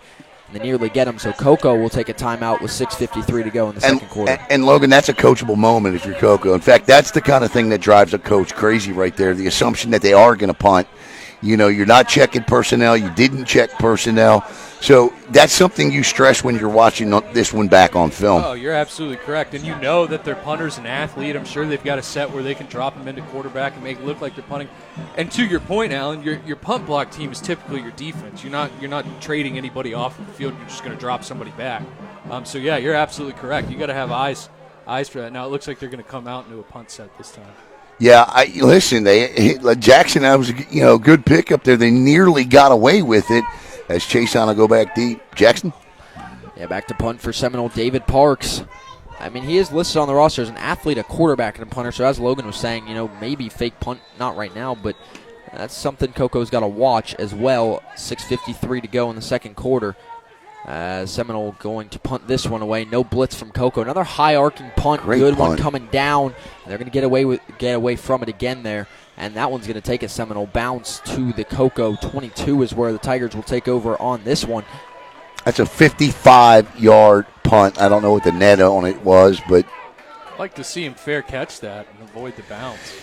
Yeah, that's something at the high school level that suffers a lot. There is the NFL, college spend a lot of time on special teams and plays just like that. I saw my Ravens lose a football game a couple of weeks ago because the coaching staff told Zay Flowers to fair catch a ball. He does deep in his own zone, and it cost the Ravens. Part of the reason why it cost the Ravens the game. Yeah, you see it, like you said, all levels. I mean, it's hard to field a punt. Don't get me wrong, especially with the lights up there and all that. But first down and 10, Cocoa thrown 22-yard line. Hart will drop back here looking for a screen. He's going to go down the sideline, one-on-one coverage, and it's just overthrown there. Yeah, that's just good coverage by Juan Burkle, Who's that, Boggs? Yeah, that was Boggs. They went for a fake bubble and like a bubble and go kind of situation. Good job by Burkle to not bite on that bubble and just stick with Boggs. That's one for Hart there. Only thing you can do is throw it a little bit over there, and it went a little far out of Boggs' reach there, but away from the defensive back. Most importantly, 2nd down and 10. Cocoa at their own 22-yard line now. 2 receivers split either way. One back with Hart. 2nd down and 10. Quick drop for Hart. He's going to throw a slip screen underneath. Latrice and Lane cutting back up the field underneath. Oh, there's going to be a flag down. Go ahead. I think that's going to be on Seminole. No, it's not. It's going to be on Davion Seymour. And I got to tell you what, guys, that was a heck of a block in the open field. He's what sprang that loose for the extra yardage, and if they hit him with a hold, I mean, they are going to. That's no good, in my opinion. That was a good block. You called it right from the get-go. Yeah. You saw it. That's a tough one for Cocoa. Lane hit the screen underneath down the seam for a good gain, and now that hold's going to back him up. We've seen plenty of times this year teams' drives get killed by a penalty like that, and one way or another this isn't going to help, and it's going to bring up 2nd down and longs. That would have been the perfect example of what are we going to get a timeout here for? Water break here with 6:27 to go. That would have been a perfect example of the spot foul. Really putting Cocoa in a big-time disadvantage. That could have been looking at a 2nd and 25 instead of just a 2nd and 20. Logan, what can you tell us? Who do we want to talk about? Whoever, find us. Let's talk about that booster club. Let's talk about the Cocoa Tiger Booster Club. We're sitting in their press box. Let's give them some props. The Cocoa Tigers Booster Club is always looking for new members. Check them out on Facebook to see when the next meeting is. You can also become a member by visiting the stand set up just inside the front gate by the fence near the Cocoa sideline. So if that interests you, you want to help support this fine Cocoa football team, go donate some money, go join the Booster Club. That's absolutely right, and it'll be 2nd down and 26-27 to play here in the first half. The scoreboard says first quarter, Cocoa Tigers on top 7-0, and here to describe all of the action for you is Jackson Robb. 2nd down and 20 now. Cocoa stuck at their own 12-yard line here in the backfield. It is Hart and Lane. 2 receivers split either side once again for the Tigers. As Seminole trots out defensively, gets set, gets lined up. 2nd and 20 now for Cocoa. Coming off a hold on a slip screen to Lane. As a whistle it live. 2nd down and 10, or 2nd and 20. Hart in the shotgun. He'll drop back quick, letting it go. That's overthrown, incomplete. And that's one just leads them too far, and now it's 3rd and 20, Cocoa at their own 12. Man, I tell you, it's a rough fan base. It's good when it's going good. With a little adversity strikes. Giving Brady Hart the business out there. That's funny. He's merely a boy. Take it easy on him. Looking for Bragg on that one. And now it's 3rd and 20, Cocoa at their own 12. They're going to go empty set here. 5 wide trips on the far side. As Hart going to be left alone in the backfield. 4 on the defensive line for Seminole. Hart drops, has time, stepping up, and time goes away, and that's going to be a sack by Seminole. And that is big number 95 again making the play. Preston Watson among a few others in there. And now it's going to be 4th and 20, Cocoa at their own, actually 4th and 20 plus, Cocoa at their own 5-yard line. Yep, trouble. And I want to say hello to Ruth Bracken and a happy belated birthday to Ruth. Tom Bracken takes the pictures for the Cocoa Tigers. Ruth they're just really good people, and they have family to me. And so Ruth, drive careful on your drive back to Titusville. Now you got to watch it here. Trout with his heels on the back of his end zone here for the punt. Seminole's going to bring a little blitz here. He's going to get the punt off. It's going to kind of stop. And now, Seminole almost looked like they're going to try and scoop it up and go. But, yeah, it's going to be about a 40-yard punt, and Seminole will take over 1st down and 10 at their own 32-yard line. Net 31-40 from the back of the end zone. And this is where the Cocoa Tigers earned that name, Logan, the dark side defense. Yeah, this is where they've got to come up big. Now your back's a little bit against the wall. This is some of the best field position we've seen Seminole have outside of the opening possession, and then one other time. They're starting on this side, on the plus side of the 50, with offense that's found a little bit of life, and you got to really dig deep and see what you're made of here defensively. 5:27 to go in the second quarter. First down and 10, Seminole starting in Cocoa territory at the Tigers' 33-yard line. One back in the shotgun with Sakaros Lasky. They're going to move him out, give him the option to swing it. Quick throw over the middle, and a slant. It's bobbled, nearly intercepted by Cocoa, and it's going to fall incomplete. It'll be 2nd and 10. In coverage there was Jayvan Smith. Yeah, good play on the ball. Come flying in from the safety position, knocked that one loose. They were looking on a slant for Michael Key, and it was bobbled, nearly intercepted. 2nd and 10, Seminoles. And for someone asking how big number 95 is for Seminole on the roster, he's 6'2". But I can tell you, he's all of 6'2". Yeah. 2nd down and 10, Seminole at the Cocoa 33. Once again, motion the back out of the backfield. He's going to look right back at the slant. It's incomplete, and now they were going the other way. And one thing I've seen from Seminole now, when a play doesn't work how they want it to, they try and run it immediately after, which is a little bit of a dangerous strategy here. Well, it worked that time. If he would have hit him, he was picking up the first down. They caught Hawkins in man coverage with that back. That's what they're looking to do when they have that motion out of the backfield, that bubble motion with the back. They're going to see what those linebackers are doing. If he comes out like that, you get an open middle of the field. You got 2 slants coming underneath it. 3rd down and 10, Seminole at the Cocoa 33-yard line. Great starting field position. Haven't been able to move the ball yet. Drop back, Lasky, pocket collapsing hard, and he's going to go down as he tried to step into a throw, and he's going to get dropped by number 52. That is Peewee Robinson, and that's going to bring up 4th down and long for Seminole back at the Cocoa 45-yard line. I'll tell you what, even if he had all day to throw the football, he wasn't going to anybody. I was blanket coverage back there. I was just going to say before this play, and I swear, guys, I was really going to say that those last 2 passes are on the quarterback, and he is a little gun shy right now. We saw him rolling left, rolling right a little bit earlier. Coco's knocked him around a little bit. It's made him a little gun shy, and that's not going to help him get any more confidence. Brings the heat on that punt. They haven't been so far. Going to run up and try and return it, and he's going to get dropped at their own 15. That may be the one where you let bounce or take a fair catch if you're Nathan Chase on, but regardless, Cocoa will take over 1st down and 10 at their own 16-yard line. And also I think if you're Lasky as well, when you roll out, there's quarterbacks in high school have a tendency to roll back, and he rolls about 20 yards back some of these plays, and that's dangerous. Well, he's going to have to figure this out because he's not getting the time he needs in the pocket to throw the football. He's got a great passing game. They got 4 wide receivers in triple digits this season. So somebody's going to have to figure something out on this field, and it's the quarterback, the kid going to Penn.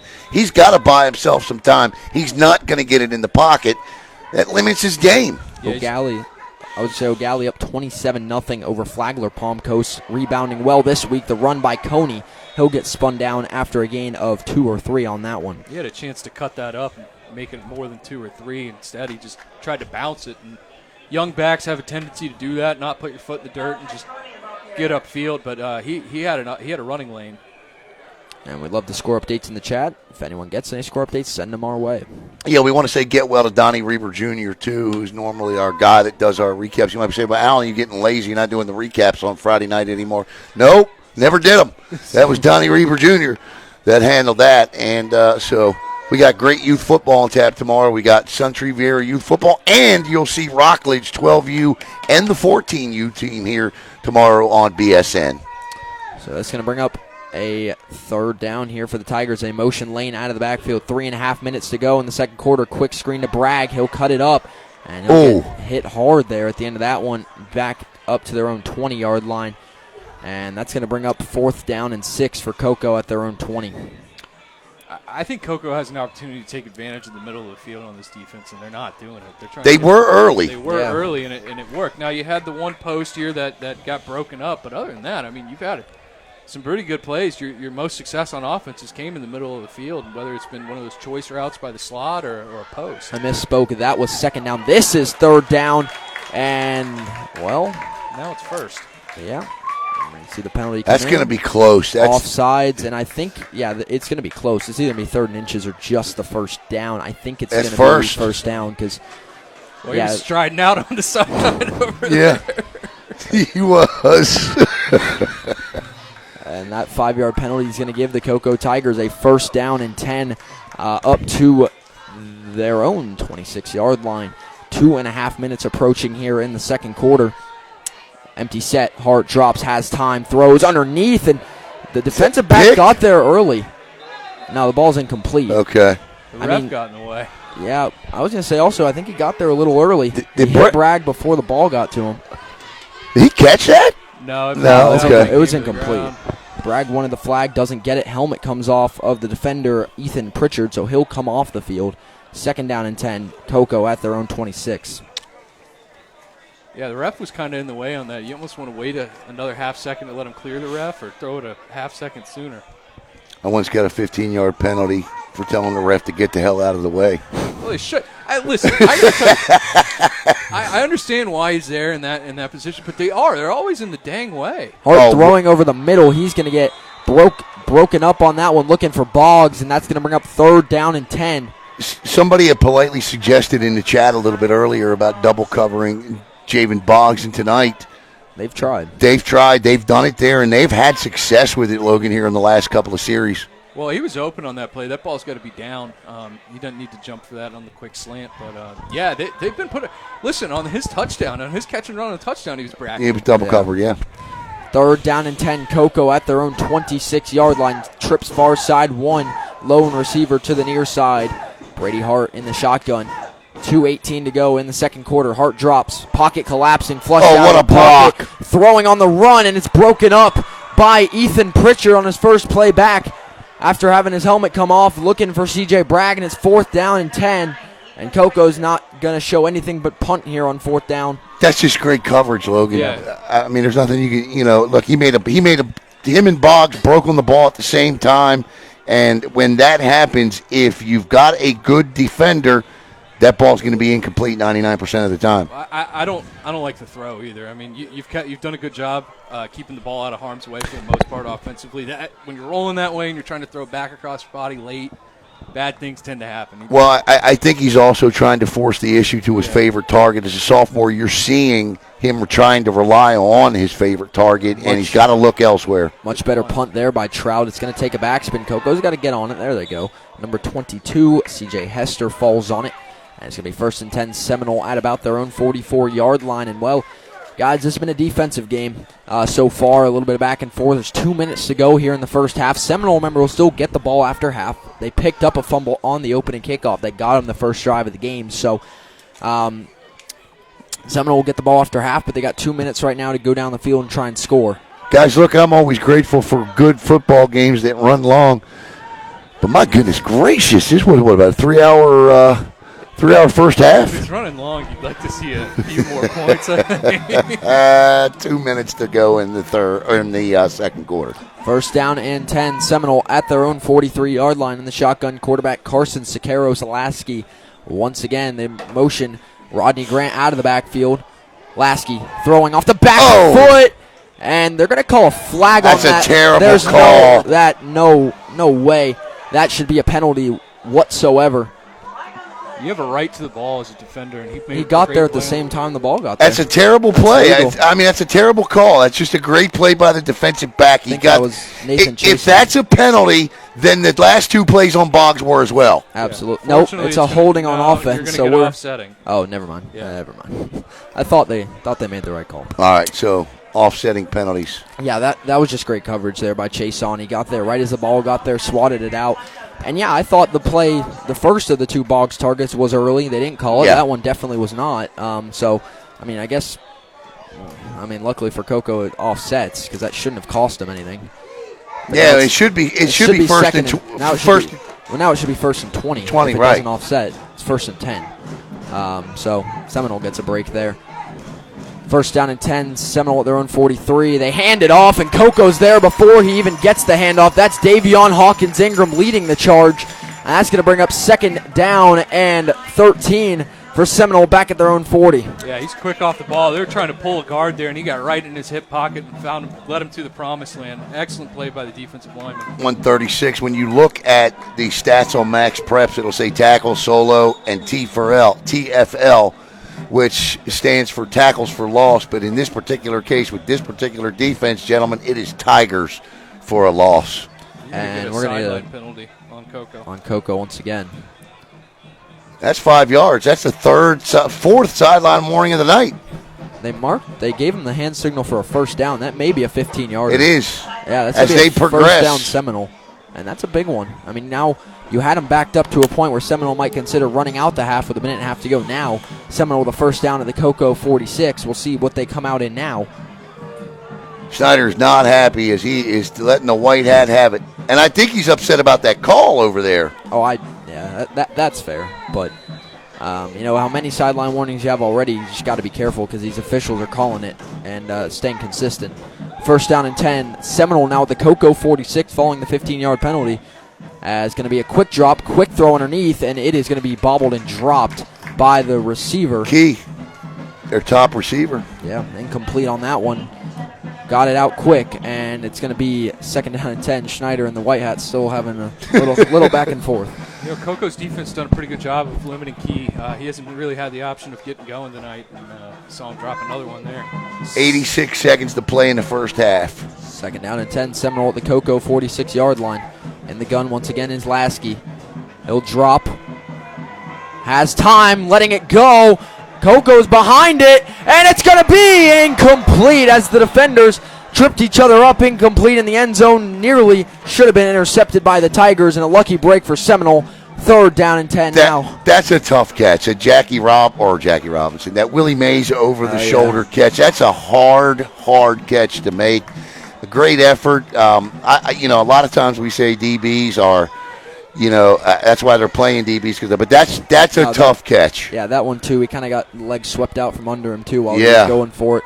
But regardless, that was great coverage. They tried to go deep on him. Cocoa had to step on him. So, you know, I don't know what Lasky saw going deep, but Cocoa was on it. Guys, he just threw that ball 55 yards in the air. That was a deep, pretty pass. I mean, not very accurate. It was a double move too. It was slow to go. Third down and 10. Lasky throws the swing. There goes Lauren Ward after him. He's going to break a tackle. Still going. First down and more. Bouncing outside. Coco's got to get him down. And what could have been a big stop is going to turn into a gain of about 15. First down Seminole. And there's a flag at the end of the play. Cocoa, hands on their head. And we'll see where this is going. I didn't see any pushing or shoving. Might be some talking. A minute Probably 6 to go. And I think it's going to be 15 more against Cocoa. Yeah, that late after the play, it's got to be 15 yards. Cocoa had the hands on the helmet. So, we'll see. And we'll see if Schneider. After the play, on sportsmanlike conduct. On Cocoa. 15 more, going to put Seminole at the Cocoa 15. And this drive, that's two 15-yard penalties on Cocoa. And that's moving Seminole right down the field right before half with a chance to try and tie this game up, going into a point where they're going to start with the ball in the second half. That's undisciplined play, and that's something we've not seen from these Tigers this year. They have played really disciplined football, but tonight we've seen sideline warning after sideline warning, a couple of these penalties, and you just can't do that against a good team like Seminole. Especially after a big chunk game like that, picks up the first down and then adds insult to injury there. 1:06 to go for those wanting to know the time left, and this ball is going to be inside the Sonny's Barbecue red zone. First down and 10, Seminole at the Cocoa 15, the best field position they've had, I believe, all night, except maybe for the one drive where they missed the field goal early on in this first half. As far as they got there was the 24. Nope, this is the first time they're in that Sonny's Barbecue red zone then, I believe. So that's going to bring up first down and 10, Seminole. Defense here got to bend. They cannot break here before the half. If you're the Cocoa Tigers, which they haven't so far. First and 10 in the gun is Lasky, the senior signal caller. Two receivers far, 1-2 near side as well. The back with. What are they doing? I don't know. I don't think Seminole has. I don't think they know the play call. No, the ref's talking to the outside receiver. Now I see it. Yeah, never mind. I mean, that makes. Are we ready? I think so. I hope so. 1:06 to play in the second quarter in the first half as well. First down and 10. Seminole at the Cocoa 15. Now it's blown live. Seminole still looking at the sideline, so they don't have not ready yet. Coming up at halftime, absolutely nothing. We'll be taking a break. Seminole gets set, first down and 10. Seminoles at the Cocoa 15. Lasky drops, throws the swing, and it's off the hands of Rodney Grant, who had green grass ahead of him. And that's a big incompletion. 2nd down and 10. Seminole at the Cocoa 15, 45 seconds to go now in the first half. Seminole's got to get points here. I mean, they have got – I mean, if it's not 7, it's going to have to be 3. But their field goal kicker was woefully short from 34. Here at this point, right here, you're looking at 25-32. Not much different. But, I mean, you got to get 6 here. Yeah, you got to get points on the board 100% if you're Seminole here. 2nd down and 10. Seminoles at and you get the ball. 15. Yeah, that's the emphasis of this drive, is the fact that they could tie it up, then take the lead immediately in the second half, and that's why Coco's defense got to bend. They cannot break here. 2nd down and 10. Seminole at the Cocoa 15. Man in motion. Marvin Brown makes it trips near side. Lasky drops, pump fakes, pocket collapsing. He just flips that out. And they where'd he go with it? I'm trying to track him. He had a running back, and the running back took off as soon as he flipped it. There's a shovel pass there to nobody. 3rd down and 10. That's the 2nd time tonight that there's been a miscommunication where the quarterback just throws to absolutely no one. Yeah, I mean, I had the camera like moving left and right. I'm like, where's the football? Yeah, he flipped it towards the sideline and just rolled out, and they called it incomplete. He had a running back. The running back kind of broke off his route right when Lasky was flipping it to him. And that's why it looked like it went to nobody. 3rd down and 10, Seminole at the Cocoa 15, 38 seconds to go in the second quarter. As Cocoa defense trying to make a stand here. They motion him out of the backfield to swing again. They'll throw it. Cocoa collapsing on it for a loss of 3. Number 8 makes the play. Nathan Chase on the back. Traven Clark. And that's going to bring up 4th down and about 12 as Seminole takes a timeout with 30 seconds to go in the second quarter. All right, Coach Pettit. Yes, sir. What are you doing?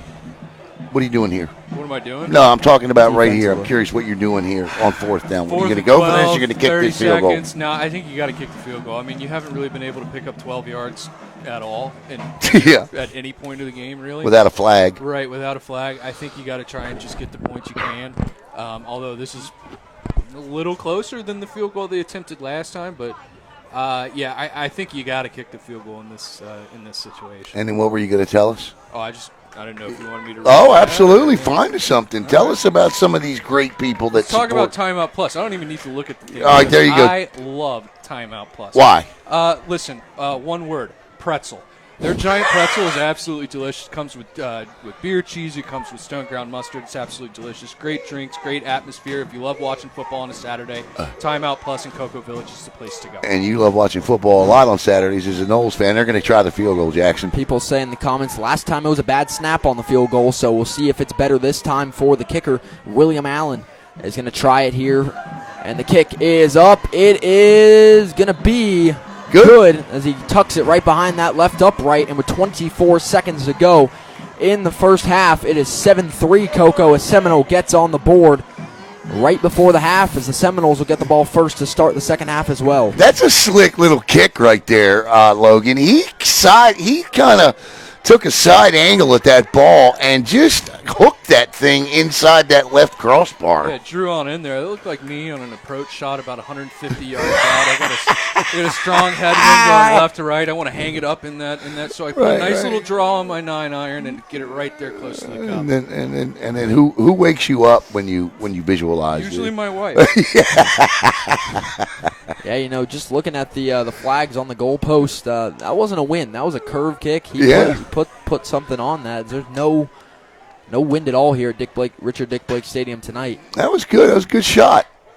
As 7-3 is our score now, 24 seconds to go in the first half of play. Cocoa on that opening kickoff, mind you, fumbled it. Seminole took over, so Cocoa going to have to be keep that in mind on this return. Somebody asking, is it the quarterback that's off tonight or the receivers? Well, I don't like to place any blame, so I'll say it's a collective thing, but Hart he looked good early, and Seminoles made some adjustments that's forced him to struggle here in the second quarter. Yeah, it's been sticky coverage, in my opinion. Yeah. I mean, he's had opportunities. Just the defensive backs made a better play. Yeah. Coverage has been starting. The ball falls off the tee here, which isn't windy, so I guess he just placed it on there wrong. And now we'll walk it off here, and Cocoa getting set to return. Chase on back deep once again for the Tigers. There's Virgil Marshall, swipe. Western Kentucky. As end-over-end kick here, they're going to back up to return it. Heels back to the 1-yard line for Chason. Cutting up the middle of the field. Chason with some room to run. Chason up past the 35 on a good return of about 37 or 35 yards there. First down, Cocoa at their own 36-yard line. 17 seconds to go in the second quarter. Now, if the ball's at the 20, Logan, I'm saying take a knee. Now, I'm taking shots. Now I'm taking a shot here. Absolutely. You know, Cocoa, I think, to try the deep ball again here. First down and 10. Tigers at their own 36-yard line. Got a good kicker in Trout as well. If they could set him up with some good field position on some quick plays here. I think Cocoa has 2 timeouts left. Trout's line is at about the 26, 27, I would say. His yellow line. 2 receivers bunched on either side. Hart, quick drop. Lets it go over the middle. Wide open. It's caught by Boggs inside the 40. The ball came out at the end of the play. They're going to call him down here. That's a catch, though. Yep. Jayvan Boggs with a big gain over the middle. They try it quick post in the middle of the field. First down, Cocoa up inside the Seminole 40. Clock stops 9 seconds to go in the first half. Good touch on that ball, too. Tavari Hampton, who's a long outside linebacker, stuck his mid up there and tried to get a hand on it. Timeout, Cocoa. 9 seconds to go here as they're going to be set up at the Seminole 39. If they want to go and get a field goal, at least they're going to have to take another shot over 10 yards, or they'll be going for it all here. Another score update, Heritage, another second touchdown tonight for Tayshawn Benson with 9:21 to go in the third quarter, 14-0 Panthers. Yeah, so for me, that's Boggs' 4th catch for 81 yards and, of course, the touch. But I'd go right back to the same play, Logan. I'd look for the same exact thing. Oh, I would, too. Their most success has came Across the middle. Of the field. And I think from this point, if you can try to hit him down here at about the 10, Boggs is, you know he can do the rest here. Try to hit him at about the 10 or 15-yard line and see what happens here. First down and 10, Cocoa at the Seminole 39. 9 seconds to go in the first half. Cocoa with 1 timeout to spare as they lead at 7-3. Empty set for Hart. 5 wide trips on the far side. 2 receivers split near. No, he's got 4. Hart quick rolls.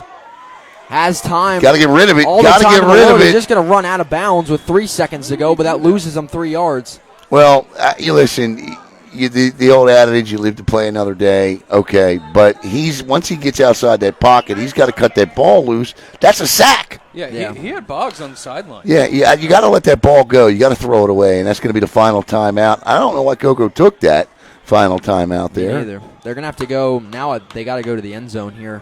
I don't think they can get a play and get it down in 2 seconds. So theoretically, let's see here, 44, 54, 60, no. No, absolutely not. No. It's not Justin Tucker out there. No, right. Not no. even. Yeah. 2 seconds to go in the second quarter. Cocoa is going to have a second down and about 14 now at the Seminole 43. As they lead at 7-3, Hart's going to be going to the end zone here, I assume, as they take their final timeout. And they didn't need to take the timeout, but I think they just wanted to get a huddle with their group, tell them what they want to do here because, they're not going to get a chance to do it again. Wide receivers a breather, let them get their legs here. I'm expecting. How about the old hook and ladder here? Hey. That would be.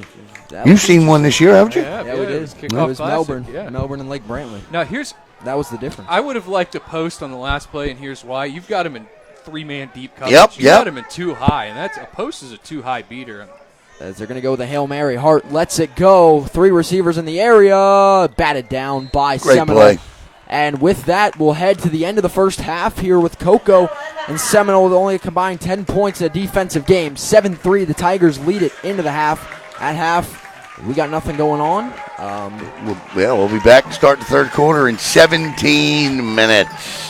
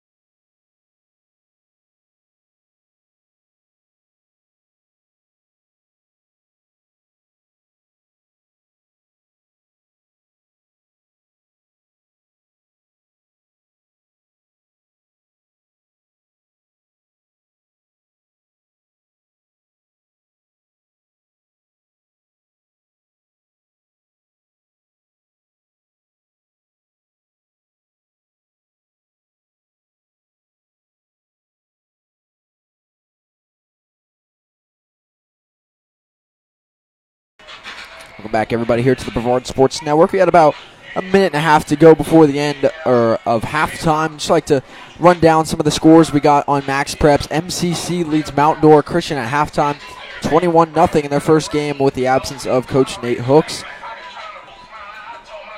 In the third quarter, Calvary Christian leads Titusville in a defensive game, 7-0.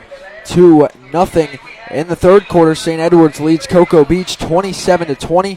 In the fourth quarter, Palm Bay leads Melbourne 23-7. Last score update I got for Vieira. They were leading Bayside 20-0. Heritage leads Fort Pierce Central in the third quarter 14-0. And lastly, O'Galley leads Flagler Palm Coast 34-0 in the third quarter. I had a feeling on that one. Yeah, O'Galley coming out making a big game offensively. What's Heritage? 14-0 still in the third quarter. You had a feeling on that one. Yeah, I figured it'd be a close game, but not. You had a feeling. I thought Heritage would just blow them out. I mean, you got the shutout part right so far. Their offense just only scoring 14. Two That's touchdowns by Benson, so nothing by Tenta so far. That's the thing that scares me about Heritage. I know they put up a lot of points, but they're going to have to play teams like Treasure Coast, and I'm going to be interested to see exactly what they do against teams like that. Amanda Turner says too much talking for her. I believe there's a thing called a mute button. I think she might be talking about the comments. Oh. I was going to apologize if we're annoying her. I hope not. I hope not, too. As we get set to come out of the half, it was a defensive game. 7-3 Cocoa holds the lead. That was on a 41-yard Hart to Boggs for the 13th time this season from 41 yards out for that lone touchdown. Seminole was able to drive down the field right before the end of the half. And with 30 seconds to go, they kicked a nice field goal, aided by a few 15-yard penalties as well. With that, Seminole will start with the ball in the second half. They caused a Cocoa fumble on the opening kickoff of the game. That's kind of what led them to get the first drive of the game, and now the first drive of the second half as well, as they deferred the opening kickoff.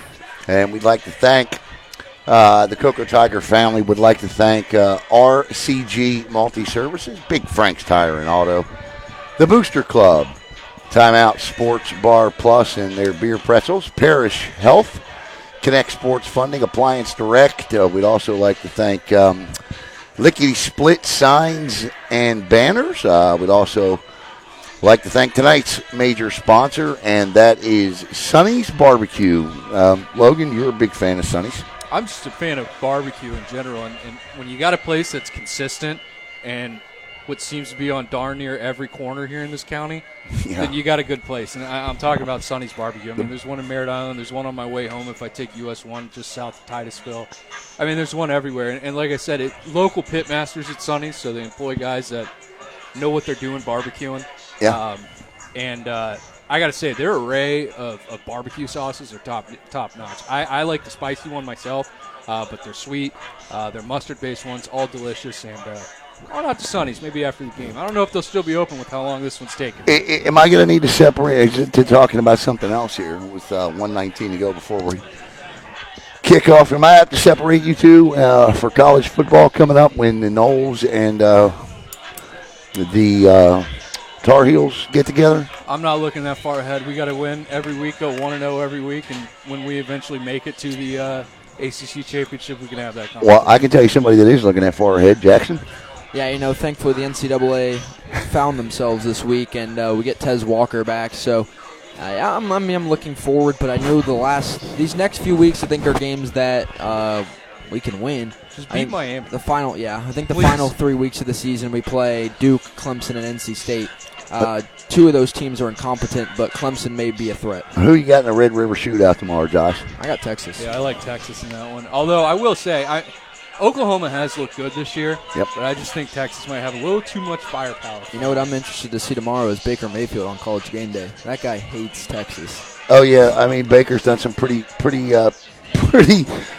well, I don't even know how to describe it, but Baker's done some things in that rivalry that, and I'm sure the Bucs are just thrilled that he's going to be on College Game Day tomorrow. Yeah. Well, they're on a bye week. Oh, okay. All right, there you go. I just saw Lauren Ward head back into the locker room. Hopefully Cocoa can get him back at some point in the second half here. He's played in the first. Yeah, hopefully it's just an equipment adjustment. I don't know what for, but I just saw him walk back in there. Touchdown Heritage Monroe, and it's 20-0 Heritage at the end of the third quarter. So the Panthers starting to open it up now a little bit. What's that Bayside Vieira score? Last score update I saw when I checked the stream at halftime was 20-0 Vieira. Yeah. So Bayside is going to have to look ahead, but they could come back in the second half. But well, they don't throw the football, and that's my biggest gripe. That's going to be a problem. They got to use Brabham a little bit more. Yeah, the Brabham blood. Never mind, Lauren Ward is back. Speaks of quarterbacks. So the entire Brabham family is quarterback. So let him throw the football. And what's that play they run? Lead. Yeah, lead. That's a the few only times. one. That's the only one they run. Well, you'll see the next few weeks they go Merritt Island, Jensen Beach on Thursday night, and then Heritage to close out. So that win's got to be found somewhere for the Bayside Bears. All right, we're set for the second half kickoff here, and here to tell you about what's going to happen in the third quarter, the man, the myth, the living legend, Jackson Robb. Gunnar Trout will kick it away for the Cocoa Tigers to get us started in the second half. Seminoles start on offense after closing out the first half with a field goal to get on the scoreboard as Trout boots it away, line drive kick, and it's going to be fielded by Seminole and return. He's going to stop behind his blocker. He's got an entourage, but he doesn't go anywhere, and Cocoa's all over it inside the 20. On the return there by number 13, Justin Rosado. A lot of feet chopping, not a lot of movement. Well, that's, a special team coach is going to have a word with Rosado in his little ear hole there, I promise you that. And, Logan, the thing I wanted to talk about real quick was these are two well-coached teams. This game is going to come down to purely who made the better adjustments at halftime. No, I totally agree, and I think if you're Cocoa offensively, you want to try and get Brady Hart in a little bit of a rhythm. It's been kind of boom or bust there in the first half, and I think maybe, I like what they're doing over the middle, but not every over the middle of the pass needs to be a deep post. Right. Hit some of those little choice routes out of your slot or out of Bragg, maybe a slant or two. Kind of let that defense get opened up, and then you can dig into your offense. Split backs to start, first down and 10. Seminole at their own 20-yard line. Sakarius Lasky going to move one of his backs out of the backfield as they've done all night. Handoff up the middle, and Cocoa, he's going to drive forward there to get him a yard. Almost a loss there on the opening play on the carry by Traven Clark. And that's going to bring up second down and 8 now for the Seminoles. Looks like the Seminoles, at least to start the second half, have gone back to the play script. They run the football here. We'll know they're back on that script. Split backs here once again. Most likely see one motioned out. Second down and 7 for the Seminoles at their own 23. Don't motion. Nope, Hand off up the middle and hits a wall. He's going to get a few yards there, but Cocoa pushes him back. They'll probably give him forward progress, about a gain of 2. It's the same 2 plays to start the second half that they used to start the game. So, obviously, they've got a script prepared. And it's probably, Logan, it's probably, 5 to 8, maybe 10 plays tops? I'd say 15 probably tops, but I think they're trying to set something up out of it. We've seen a lot of these split bat looks out of Seminole tonight, and I think they have something built off of those, whether it's an RPO or some kind of misdirection, but they're definitely trying to set some sort of play up for later on in the game. Third down and 4. Seminole at their own 26-yard line. Split backs again. Lasky drops back to pass. Quick throw, quick release. It is going to be incomplete, underthrown, and they tried to set up the pass there, and it is not complete. So on fourth down and 4, now will come up for Seminole. Look like they're switching out personnel and bring on the punt unit. So that's going to be a quick 3-and-out forced by the Cocoa defense to start the second half, and that's what they want to see. And that was the same play they threw on third down out of that opening series, and that's the same result. Remember the low pass to Key? Yep. That's the same exact play. The same 3 plays to start the second half that they began the ball game with. I don't think the ball's coming out the way Lasky wants it to come out, no. To be honest with you. I don't want to say he's seeing ghosts out there, but he is a little timid in some of these throws. Yeah, well, they go back to their opening drive of the game play call, and same result as they're going to be turning it over to Cocoa here via punt this time around, as another great boot there by William Allen, and it's going to be received, fair caught, and sat back by Chason. Well, I'm just glad he held on to the football. A returnable punt, I thought there, but a lone line drive. It was a good punt in terms of yardage. He outkicked his coverage. I thought Chason could do something with it there, but elected to recover. And that's not a bad play either. I think a fair catch is fine. Yeah. Honestly, like especially at this level, I mean, if you can just stop the ball where it's at and avoid it, bouncing further, I think you're doing all right. Punts are tough. Punt returns are tough. They're a lot harder than a kick return. With Rockledge and Merritt Island off this week, all teams in our Super 7 are currently leading in their games except for Titusville, currently trailing 7-0. Handoff flag on Cocoa side. I think that's going to be a pre-snap penalty on the Tigers. That'll back them up 5 most likely. And it's going to be a false start. First down and 15, Cocoa will now have at their own 31. And they don't have any rhythm. They didn't have any rhythm in the second quarter, and they start the third quarter with no rhythm at all. Yeah. Cocoa's got to get back to their game plan here. They're starting to deviate a little, and things are kind of slowing down offensively for them. Seminoles got a good defense. They know that. Coach Schneider stressed that, but we'll see what they come out here in the second half. We talk about halftime adjustments, and we'll see what Cocoa possibly changes up here. First down and 15 now, all ready to start for the Tigers at their own 31-yard line. I thought Lane and Malachi Cooney, I thought they started to run the football a little bit better. I'd like to see them maybe try to do something with that, Logan, and set some things up here. Well, Jackson, go ahead. First down and 15. Hart drops back, lets it go over the middle, intercepted, and he's got blockers in front. He's going to get chopped down on the first pass of the second half. It's intercepted by Jordan Perkins, the linebacker, just lurking that one, and he jumps right in front of it. And luckily doesn't take it for a big return. First down Seminole with great field position on the first turnover of the ball game. That's exactly what I was saying. They had chances in the first half in the middle of the field throwing that post. Seminole wasn't going to let you just keep dropping back and throwing that post, and that's exactly what they went to it. Well, they stuck a robber back there, and he threw it right to that robber for the interception. He didn't see him, and he threw it right to him as if he were the intended receiver. That's not a good pass by the sophomore quarterback. Yep. Yeah.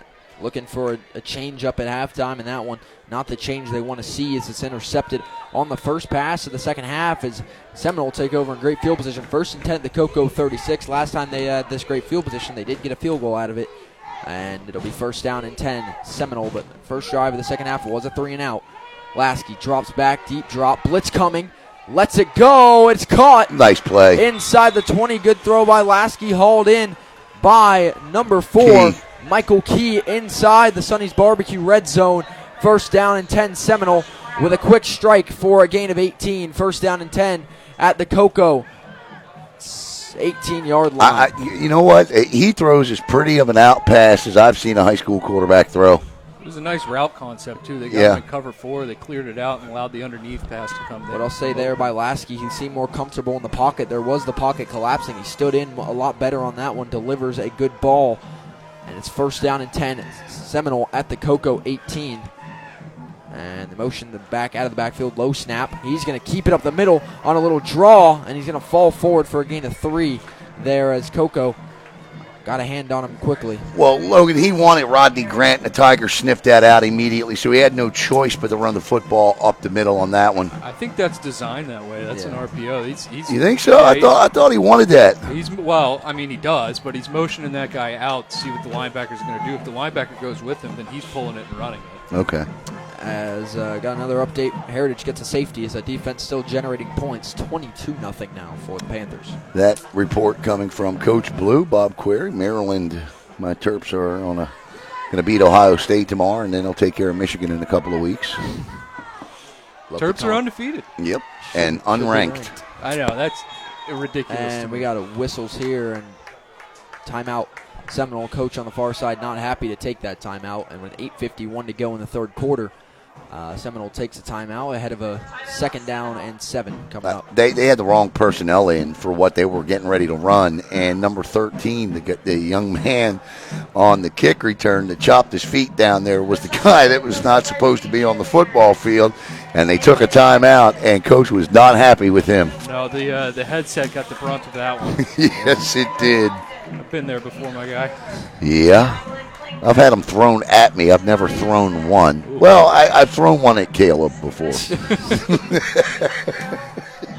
I haven't received or thrown yet. The key word is yet. Franco giving an earful to one of the officials here. Well, he thinks it should have been a penalty for him to spike his headset. I mean, yeah. Okay. Well, and that's not Bob Walton. Good effort. Yeah. 2nd down and 7. Seminole at the Cocoa 15-yard line coming out of a timeout here. 8:51 to go in the 3rd quarter. As Seminole first drive 3 and out, then on the first play of Cocoa's first drive intercepted, and that's where Seminole has gotten this drive from so quickly. We're going to have a flag before. That's going to go. That's another side. LA's threw him out. Oh. They just threw him out. Yeah, Schneider just got tossed. Yes, he did. And Oh, boy. Coach Mark Karsten, or AD Mark Karsten, is down there. Ryan Schneider just got thrown out of the football game. That's going to be a 15-yard half-distance penalty. That's going to be big. Yeah, that's huge, man. And he's going to have to go to the locker room. And not only that, but that's a suspension. Really? Oh, boy. Yeah. They got Titusville next, I believe. I believe he has to sit out the next game. Oh, boy. And if the based on what the official turns in on the report, Oh, boy. Well, this is quite the he definitely momentum shift. pointed to throw him out. Yeah, he did. Oh, we're going to see here. Dead ball, unsportsmanlike. Coca. No, Seminole probably off. Hold on. Oh, yeah, no, he pointed the wrong way. So, yeah, hold on. And Coach Snyder's gone, and he's telling him, you got to go. Snyder's still arguing, but. Oh, boy. Yeah, he's done. Yeah, he pointed the wrong way. And Yeah, he pointed the wrong way. It's going to be 1st and goal, Seminole now. What And a this turn is of events. big. That is big. You're giving Seminole yards, giving them momentum, and now you lose the head coach. This is big for Seminole. Schneider's still down there. Yeah, he's not moved. No, they're going to – I think this is an official's timeout. They want to talk. They're going to pull their team off the field here and figure out what's going on. But Here's what I'm going to say. he was clearly thrown out. Here's what I'm going to say. Coco's sideline has got to just stay in check at this point. The refs are on them. They know that whatever they're saying, whatever they're doing, they have to stay disciplined because their players, I mean, they got to hold Seminole here, and you're giving them yards. And, you know, Cocoa, despite they've had a few on the team, but 90% of the unsportsmanlike conducts have come from the sideline. Yeah, but my biggest complaint here is, and listen, we talked about this being a disciplined football team. If the coaches are going to do it, then the players are going to think it's okay. Yeah. And you can't have that. I mean, we talked to Coach Schneider at Walk-Ons a few weeks ago after the St. Thomas game, and he said he was proud of these players for how they handled that and, you know, how they've been able to stay disciplined. But he mentioned then, too, the coaches, you know, were frustrated with that. And so I think that just the theme here is they just got to keep themselves under check. I understand it's frustrating, some calls they think have been missed, but the amount of sideline warnings they've gotten, the amount of 15-yard penalties that Seminole's been given, I think Cocoa, you know, could have held them off the scoreboard before half without the 15-yard penalties as well. And at this point, with as close of a game it is and as good of a field position Seminole now will have, you just can't keep having it. He's got the headset off now. Well, it's been on and off all night. And they want to talk to the White Hat, and the officials are not coming over. And I'm going to tell you what the officials are doing right now. They are writing down exactly what happened to make sure that their report to the FHSAA is clear and concise. So talk to him now. Yeah, here's hoping that he isn't gone for any length of time. Yeah. You know, I saw Vieira's soccer coach use the F word in or was accused of using the F word in a state semifinal game against St. Thomas Aquinas this year, and he was thrown out, and he was not allowed to coach in the next game, the state championship game. So I don't think Schneider's going to be allowed. If it is Ryan Schneider, I don't think he's going to be allowed to coach against Titusville. But I know Coach Schneider's taking up for his players. And look, as a former player himself, Coach Schneider, a great quarterback at UCF, a lot of times that competitive, but you can't let it overtake. And we're not saying anything that Schneider doesn't know. Yeah, I mean, I just think, all these coaches are passionate. You can see it's been like this all the time. But I just think the biggest thing tonight is, you know, just the fact that they were warned and penalized so many times that I think that they just had to be weary of this being a possibility and something that they could have stopped. And I don't know what happened, if this has been an ongoing back and forth. You're right. They came in here tonight with the intention. They threw those flags early on that sideline, and they threw them often. They did. They got a sideline warning, I think, on the first play. Yep. No, you're right. You're absolutely right. Came on the first few plays of the game. So But this is big. I mean, yeah, it is. It's a great coaching staff Cocoa has, but that's your head coach one way or another. That's the guy that's been leading this the whole season. So, and he's trying to put his paper in his back pocket. The athletic director, Mark Karstens, is down there, and Coach Snyder's going to have to go. That has been made clear. The side judge threw him out. So, Alan, if a coach goes, let's say in this game, does it just go on without a head coach? Does a coach? Is there like a hierarchy that goes on? That well, says I'm sure they've discussed it, and I would imagine that either Adam Franco or Matt Diesel or maybe even Bud Moore. Yeah. Bud Moore is the heart and soul of this program. And so maybe it's a guy like Bud Moore that assumes the head coaching role. He's the head coach of the JV team. James Folst. I mean, who knows? You have an assistant head coach or a deputy head coach on staff, and it might not be one of your coordinators. It could just be somebody. But basically, what they're tasked is basically if you need a timeout, if you something that only a head coach can do. The coordinators are going to call their game plan. But as far as a head coaching duties such as timeouts, accepting penalties, whatever, that goes to you. And there goes Coach Snyder, and here he comes. Cocoa faithful not having it. But, here's what everyone has to do. The players, the coaches now have to take this and say, hey, the refs are not messing around with this. They have to keep their heads cool. As he hugs his players, and he's telling them, do as I say, not as I do, I'm sure. But back to the issue at hand here, Jackson. Now they got great field position. Yep, Seminole he's apologizing to him, that's for sure. And there goes Coach Snyder. Now this could be a rallying moment for the team too. Yeah. He'll get a standing ovation from the Tiger faithful here. And back to the game. Now it is first down and goal, Seminole at the 8-yard line. As we'll see if Cocoa can hold strong defensively here. Bud with Williams. 8:51 to go in the third quarter. Bud Williams. I said Bud Moore. Bud Williams. I'm sorry, Bud. Mr. Dozen Rings, I call him. Yeah, that's the thing for Cocoa. They got a deep coaching staff. They'll know what to do here. First down and goal. Seminole, first time they've been goal to go tonight. Low snap, handoff, and Cocoa is there for a big loss. That's going to be a loss of about 6 yards, and that's going to bring up second and goal at the 14 as the Cocoa faithful on their feet. Yeah, who said rallying point? Nice job. Yeah, and they fired Chase on right there. They said, we're going to get aggressive here. We got kids that are playing with an edge now. They've got something to be fired up for, and they sent a little stinger safety blitz right up the middle and stop that before anything could happen. I'll tell you, minus I think one time tonight, that run up the middle has not gone anywhere. And Cocoa staying tough. They go in shotgun once again. Second down and goal. Seminole at the 14. It's going to be a little option. They toss it, and Cocoa for a loss of 6 more. And it's third down and goal. Seminole back to the 20-yard line. Look at that sideline jump up and down, ecstatic over that play. Oh, yeah, they're pumped. And I'll tell you what, speed option is not a play you want to run against this defense. No. And because this defense is very good, but they run a 4-2-5 defense. Alan, the 4-2-5 defense was designed to stop the veer option. Not to mention the fact, athletically speaking, to try to run east and west on this Tiger defense, you're not going to do it. None of the reads are going to hit. No. The toss or the keep. No, the speed and the scheme, that's not a play you want to run. Third down and goal. Seminole back at their own 19. The last 2 plays, a net loss of 11 yards as Cocoa's defense is making a statement by the goal line. Third down and goal. Seminole at the 19. In the shotgun, it is Lasky. Cocoa, deepest safety at the 5. 2 receivers split either side. Low snap again. Lasky has time. Lofts one, back corner. Nobody home, and it's intercepted.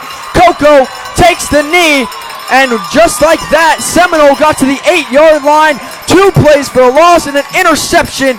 And Cocoa will take back over at their own 20-yard line. I have one question. Who is he throwing that football to? That's the third time tonight nobody was home on a pass, and that one costly. An interception in the end zone, and Cocoa's defense comes up bigger than they have all night with a big interception to rival Seminole's interception of Brady Hart. First down and 10, Cocoa at their own 20-yard line. Run the football here. Yes. Yeah, stay ahead of the chains. You've got juice right now, too. That's what I think they got to do here. Just start these drives. Run on first, depending on your second. Maybe incorporate a pass, but you could run 1, 2, pass 3.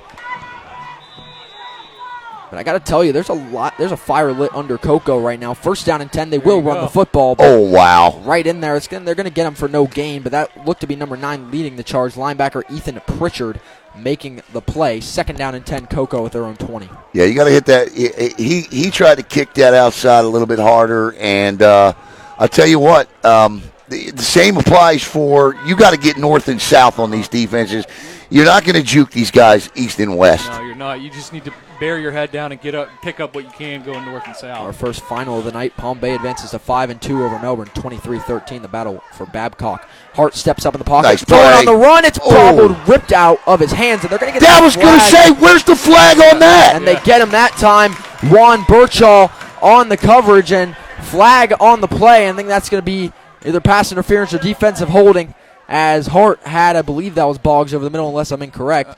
It was, and it's interference. He was draped all over. Yeah. It's absolutely draped all over. And if you're going to call the one on Cocoa earlier, which wasn't, but yeah. if you're going to call that, you got to call that both ways. Sorry, I didn't mean to scream in your ears. I got a little upset on that one.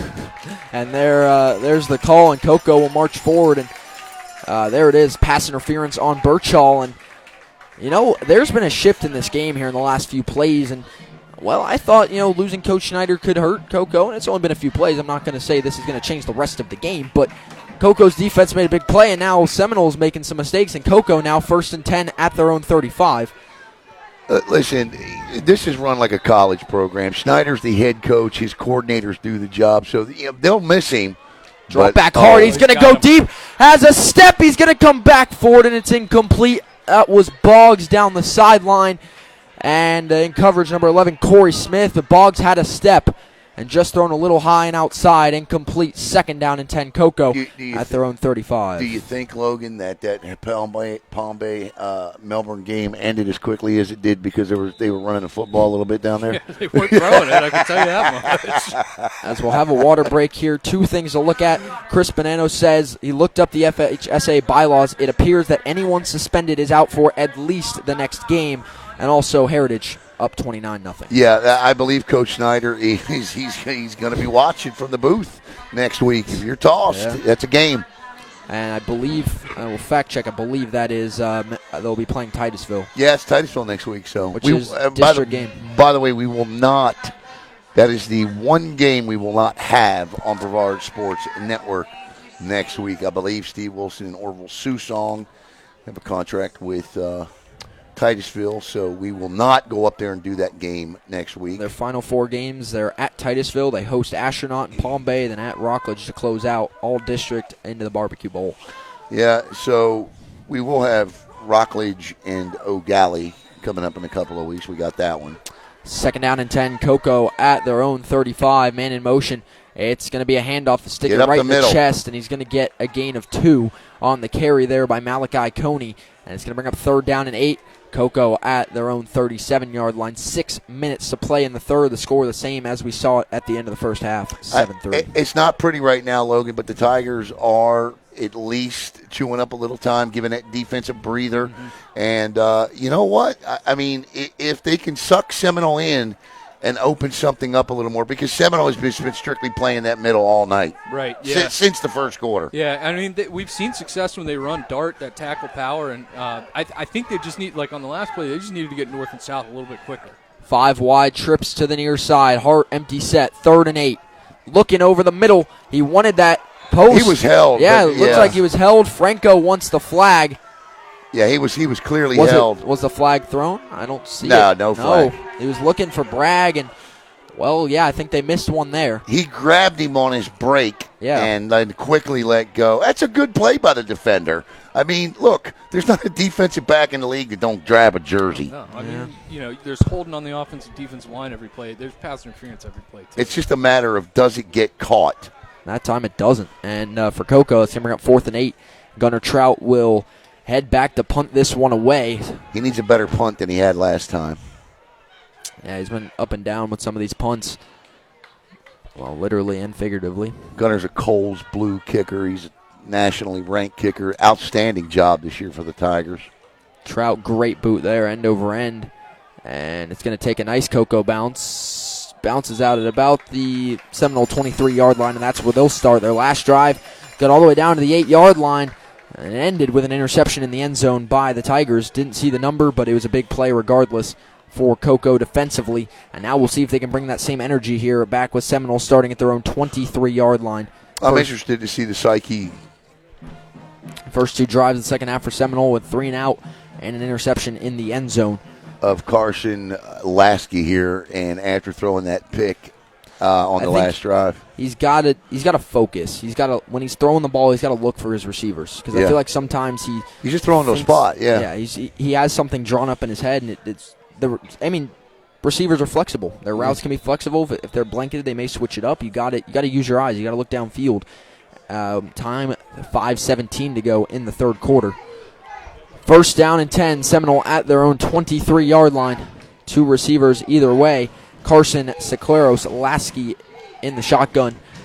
Following the interception, low snap handoff, and they know it's actually a keeper on a read option by Lasky. Me. Yeah, me too. He gets a gain of 2. He fooled the defense as well, but he gets swallowed up once he gets to the line of scrimmage. That was the right read, too. You're reading that defensive end. He takes that running back, but Jayvan Hilson was all over the running back. Was it Hilson? I think it was Lauren Ward. Somebody just. No, it was Hilson. Hilson was on the running back. Yeah.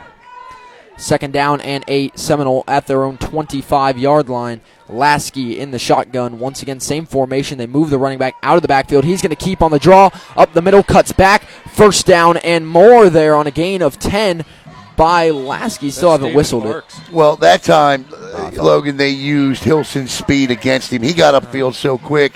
Immediately, that's a good decision by Lasky. That's David Parks. Yeah, I apologize. That was not Lasky. That was Parks at the quarterback position. Oh, wow. Keeper. Okay. So, all right. He's listed on the roster as a quarterback, so regardless, he's an athlete, and they use him there as one. It's a gain of 10. It's the second time this year. I'm sorry to interrupt you. It's the second time this year Cocoa has started sent a committed quarterback to the bench.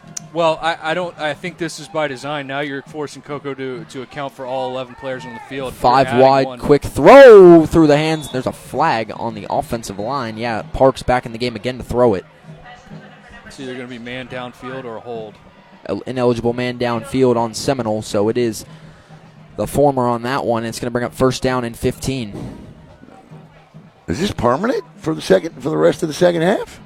No, I don't think so. I think they're just trying to get a spark because they haven't been able to run the ball. And I mean, and Lasky's a capable runner, but I mean, Parks is a better athlete. I think they're trying to make them account for his legs. I would disagree with you. I would say this could be a little bit after of a test drive. After that last pick with nobody being there, I just feel like tonight he's been seeing some ghosts. Yeah, I think he's spooked as well. I mean, if Parks doesn't do anything. I mean, I don't think it might be back. permanent, but if he starts making plays, I don't think Seminole is going to put him right back on the bench. First down and 15, Seminole back at their own 31-yard line. Parks trying to keep up the middle, trying to find a hole, and he's going to find a decent gain. They'll erase the penalty yardage for second down. And in case you're wondering, the Tigers last did this against the Jones Tigers in Week 1 when they sent their starting quarterback to the bench at halftime in favor of a sophomore quarterback, and the very next day, the quarterback the Tigers sent to the bench committed to Ole Miss. Oh, wow. How about that? Second and 9. But you can see the offensive play calling has changed up. Oh, it sure has, yeah. Trips near side, 5 wide. They pull a man in motion. They give it jet sweep around the edge. Good speed there with Marvin Brown on the jet sweep, and that's going to bring up third down and short for Seminole. It's a big third down for this Cocoa defense, and I just wonder how, Week 7, they should be conditioned, but the offense had a lot of 3 and outs tonight. Got to get set. Seminole's ready, and that's going to be movement here. Ahead of 3rd and 2. False start. Yep. So make up 3rd and 7 now for Seminole, which they were set.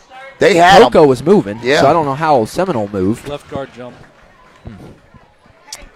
It's Cocoa Tigers quarterback. All right, tell them as soon as the game's over, I'll take care of it. Yep. Third down and 7. Seminole at their own 39-yard line. Big third down. They're going to put 4 receivers near one split to the far sideline. Coco's still getting set here. They'll get set. 3rd and 7.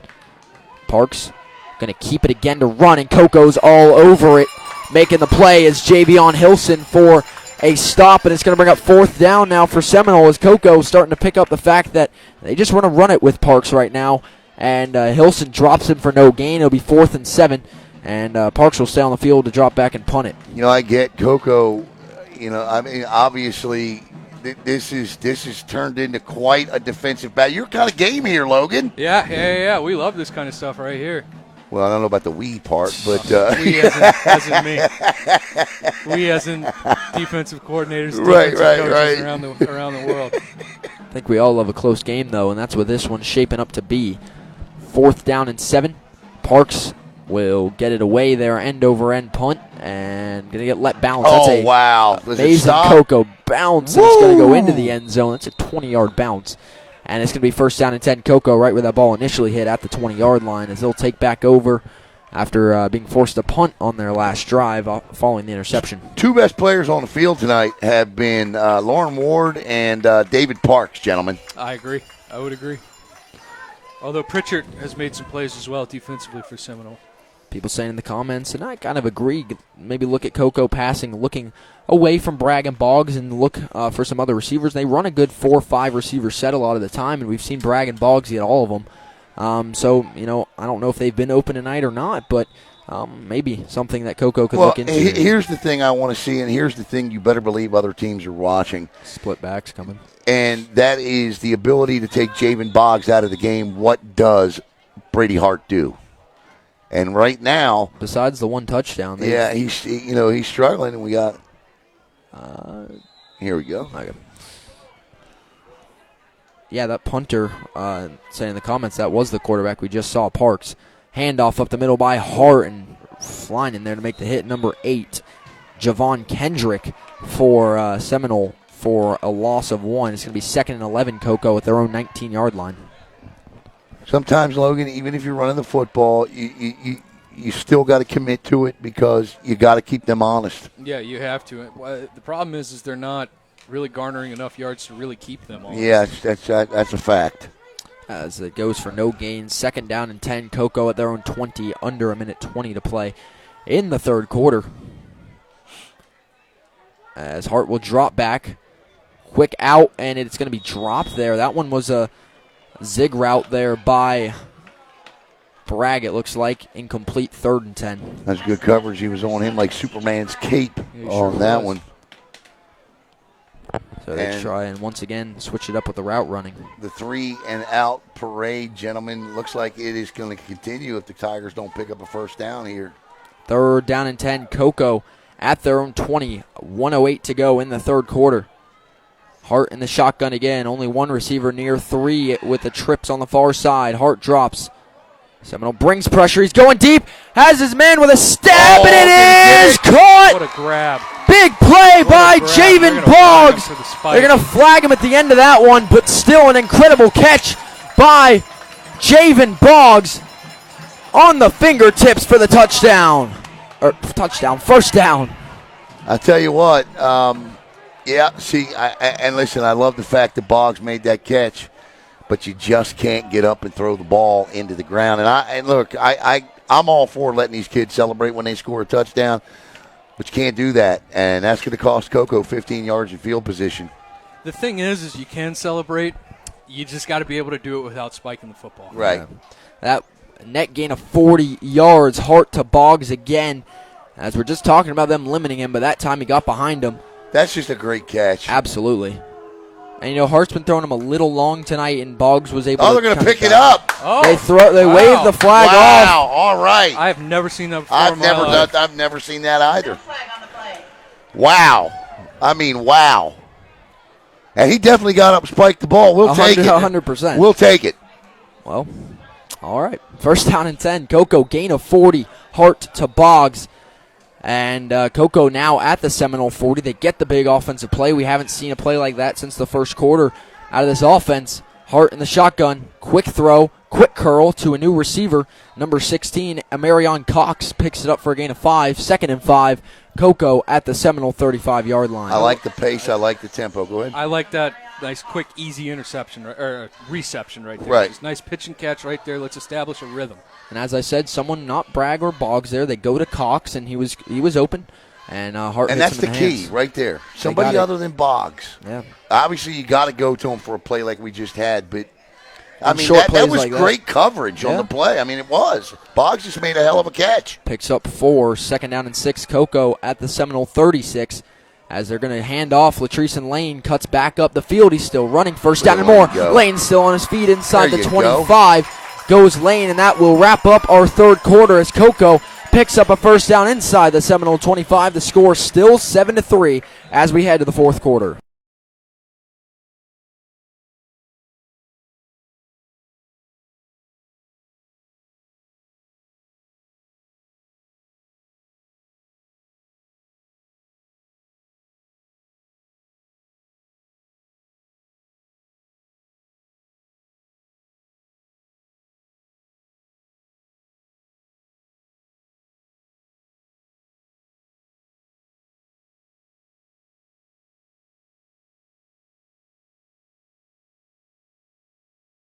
Two.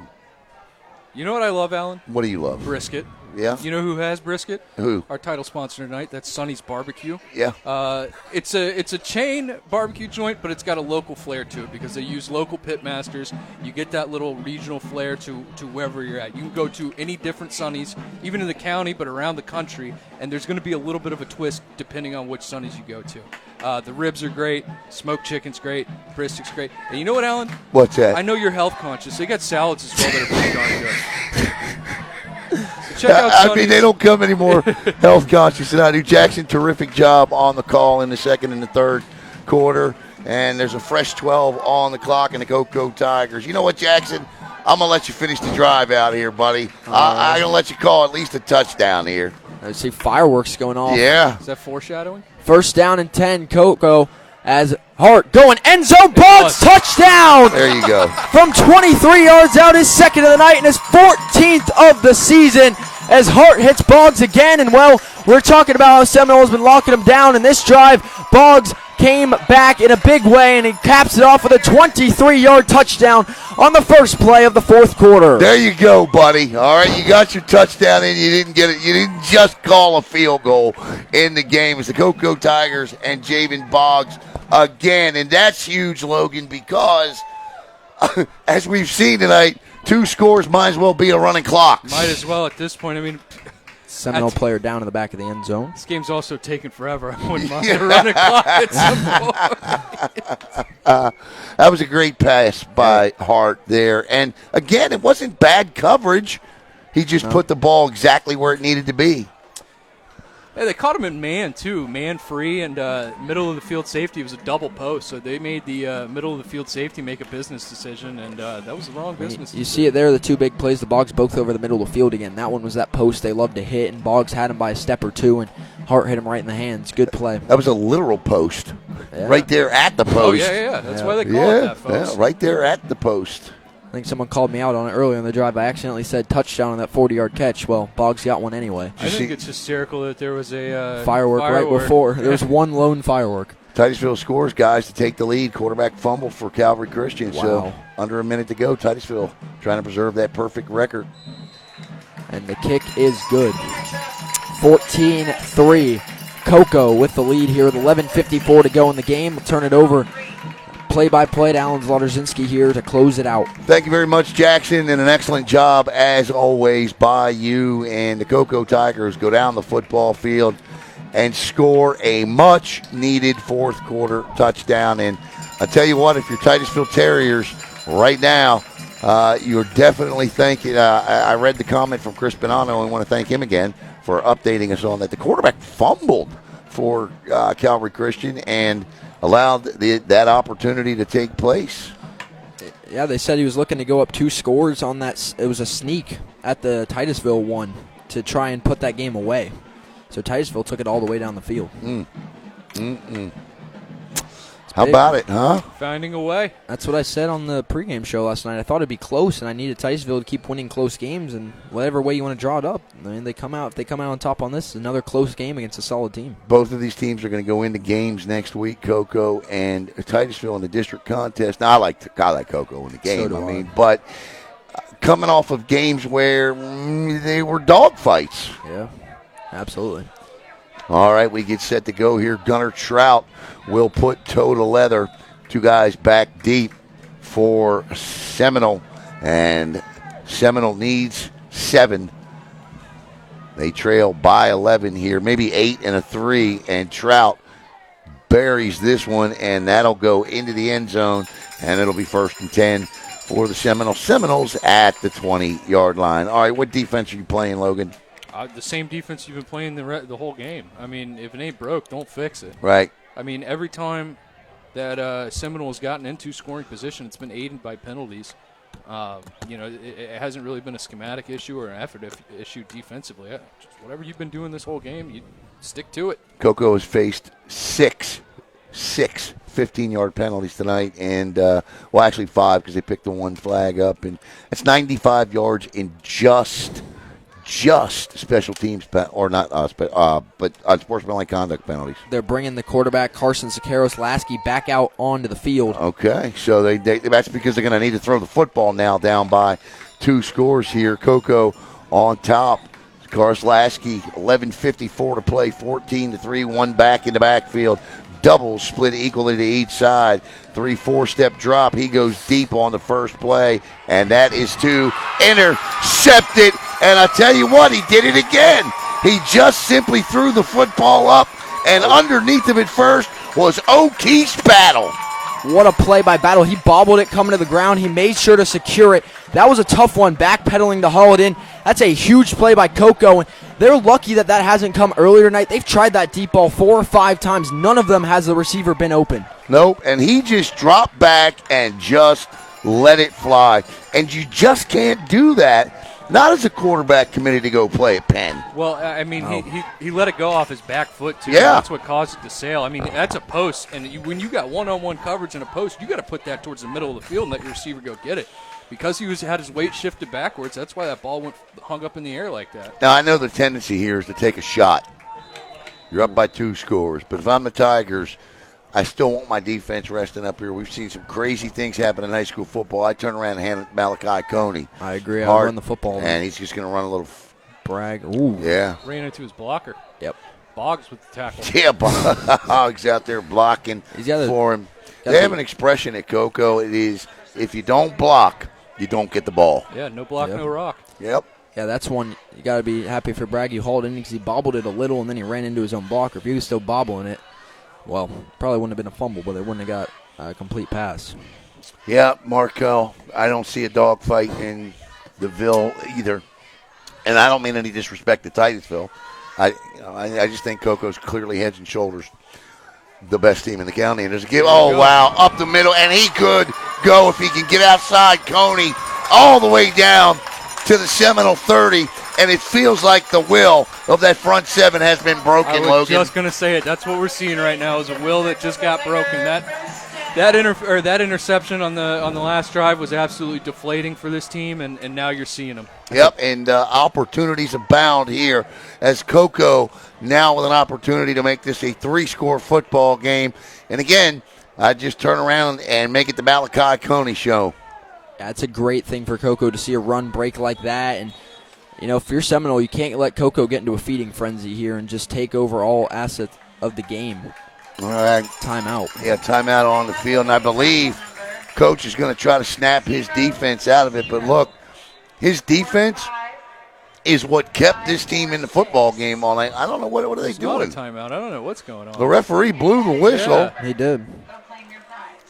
Well, Coach Snyder's probably in the locker room throwing a headset. I'm kidding, Brian. I'm kidding, buddy. All right, it'll be 1st and 10. The ball square on the Seminole 30. Hart with Coney. He's got Boggs split near side, wide right. Bragg in the middle. Throws, caught. Bragg out of bounds, but he'll pick up. Somebody needs to tell C.J. Bragg to stay in bounds. I was just going to say that. What are you doing? He had a cut, too. I mean, he could have went back inside. Yeah. 2nd and 2 now. 10:50 to play. The clock is stopped because, C.J. went out of bounds. Next final of the night, Heritage knocks off Fort Pierce Central 29-7. They do not get the shutout. That means they let up a touchdown within the last 5 minutes. Yeah, that stings. And blitz off the corner, picked up and gone if he can break the tackle. Still up, touchdown. Malachi Coney all the way from 23 yards. They caught him on a blitz, Logan. Yep, caught him on an outside blitz. Got to hit that vacated zone, and you know what? That's why you continue to run the football, Alan. It might not have worked well in the first half or the first little bit of this second half, but once you break the will of a team, you break it even more by just handing it up the gut and let your athlete go pick up yards and score. And I think you can put this one in the books. I can tell you Coney's a great running back. Nothing against Latrice and Lane, but this is a breakout game tonight for Malachi Coney. And this is a guy they got to utilize in that backfield. I mean, you saw how good Cocoa was a few years ago when they had a guy like O.J. Ross in the backfield. They got guys like Coney and Lane right now. Cocoa, I would love that run game. Keziah Holmes as well. When you can do things on the ground, you know, look, we've always talked about the quarterbacks that Ryan Schneider brings in. You know, the Diego, the DJ Arroyos, the Davion Wideners, the Blake Bodas, and now here with Brady Hart. But damn, they've had some good running backs too. Yeah, that's the third one he's broken tonight. The first one that went all the way in, but he's had some big ones right down the seam there, just breaking through the line. Titusville wins it 17-14. This whole running concept for Cocoa is fairly new within the last few years. You go back to the Wilk days, they're running the wing T. You got guys like Bruce Judson, a quarterback who's just really a running back. You know, when they beat Bowles in the state championship, they had 376 yards rushing. Judson, Hawkins, and the name eludes me. And LeCedric, why can I not remember his last name? Anyway, they all had touchdown runs of over 70 yards in the game. It was clearly a thing of beauty as they stomped on Mac Jones and the Bulldogs. But they rushed for 300 yards that night. Now, when Cocoa won their last state championship, they passed for nearly 500. Yeah. So this program, this tradition for this program continues, and that's the beauty of Ryan Schneider. They're doing it in such a different way. Mm-hmm. Yeah, you know, I think this season, I think in the playoffs they could do whatever they want this season, but I think in games like this, incorporating the run's great. I went back this past week, watched an old Cocoa game from a few years ago, more to listen to myself, but also remember, you know, O.J. Ross and how they ran that offense tonight. Maybe to run the clock a little bit, but the way they've run the ball here in this fourth quarter, just to give some shades of 2021 and how they kind of balance that offense, that's a great stop special teams-wise. But Coco's got good backs. When they use them, this offense can be taken to another level. No doubt about it. And, of course, we go back even further than that as Seminole come out and take over. We go back even further than that, as the commenter just said, Chevelle Bowie, guys like that. I mean, Bowie still to this day is the fastest running back I've ever seen. I can remember watching Chevelle Bowie play when I first moved to Florida. I came to a Cocoa football game just to watch a football game one night. And my goodness gracious, I don't think I've ever seen anybody faster since I've watched him run the football. Oh, yeah. Bowie, and then the young man that went to Notre Dame. What was his name? Gosh. I played against him in youth league. His name escapes me, but he played running back here at Cocoa and went on to Notre Dame. Folston. Yeah. Darian Folston. Yeah.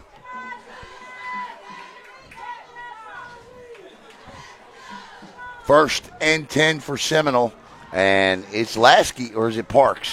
I can't tell. It looks like Lasky. Quick pitch. It is Lasky. Yeah, Lasky. And the quick pitch east and west will not work, and the Cocoa Tigers defense is now operating as a pack. Oh, yeah. And, I mean, when you got a defensive lineman like that gunning down your running back out on the edge, I mean, you're going to have problems. Yep, Bobby Coons, Darian Folston. Yeah, heck of a player. Yeah, you know, after the whole the ejection of Schneider, this defense, they've already been incredible. We knew that, but they've just really worked as a unit. I mean, they were on the field when that happened, and they made that huge stand, made the interception then. They've had another sense, and now that defense is just lighting up everything they're being shown. And it's kind of back to those first few drives in this entire second half where Seminole just hasn't been able to move the ball without penalties. Lasky drops back, looking, happy feet, in trouble. In the end now. zone. Oh, my God. If this is – I tell you what, and no flag for either intentional grounding or roughing the passer, but that was a harrowing – he better thank his wide receiver, because if his wide receiver doesn't run back to the football like that, that's 2 points. Yeah, that's a safety. That's what I've been saying all night. He runs backwards. Yeah. He doesn't scramble left. He doesn't scramble right. He runs back. And that's just, high school quarterbacks do it, but that's dangerous, especially with a defense like this. They might be big, but they're fast. They'll go chase you down and find you in the end zone. A commenter just said, Hart's got a ton of talent around him, and he's super young. Listen, I love Brady Hart. I think he's going to be, by the time he gets out of here, probably one of the best, if not the best quarterback, yardage-wise, statistic-wise, to ever play here at Cocoa. But my goodness gracious, he has some talented wide receivers. A little out route there. Not even an out route. Not just a little bubble screen. Yeah, for Brady Hart, also, he's only a sophomore. The last few years, we've seen them get some new quarterbacks coming in, like Blake Boda, like Davion, where we've seen one season out of them. They've transferred as seniors. Now they get him as a sophomore and let the Cocoa coaches be able to develop him and make him even better. So I think that's what could lead Cocoa to be another level, as they have him for a few more years. It's going to be 4th and 8. All right, guys, I believe this one's in hand with 9:18 to go in the game. And I know we've seen some crazy things play, but let's take a look around the rest of the high school region right now. And I think the most interesting district by far is that 3S district with O'Galley, Rockledge, with Merritt Island, Bayside. Satellite, Bayside. Now, obviously, Bayside is out of this hunt. Yeah. And so you just listen, I find it amusing that the FHSAA is the punt, bounce, and Cocoa will take over at their own 40. I find it amusing that the FHSAA will say that we put a lot of emphasis on strength of schedule, but clearly they don't do that. Because if you look at Rockledge's schedule, even at 3-3, the Raiders should be ahead of Satellite.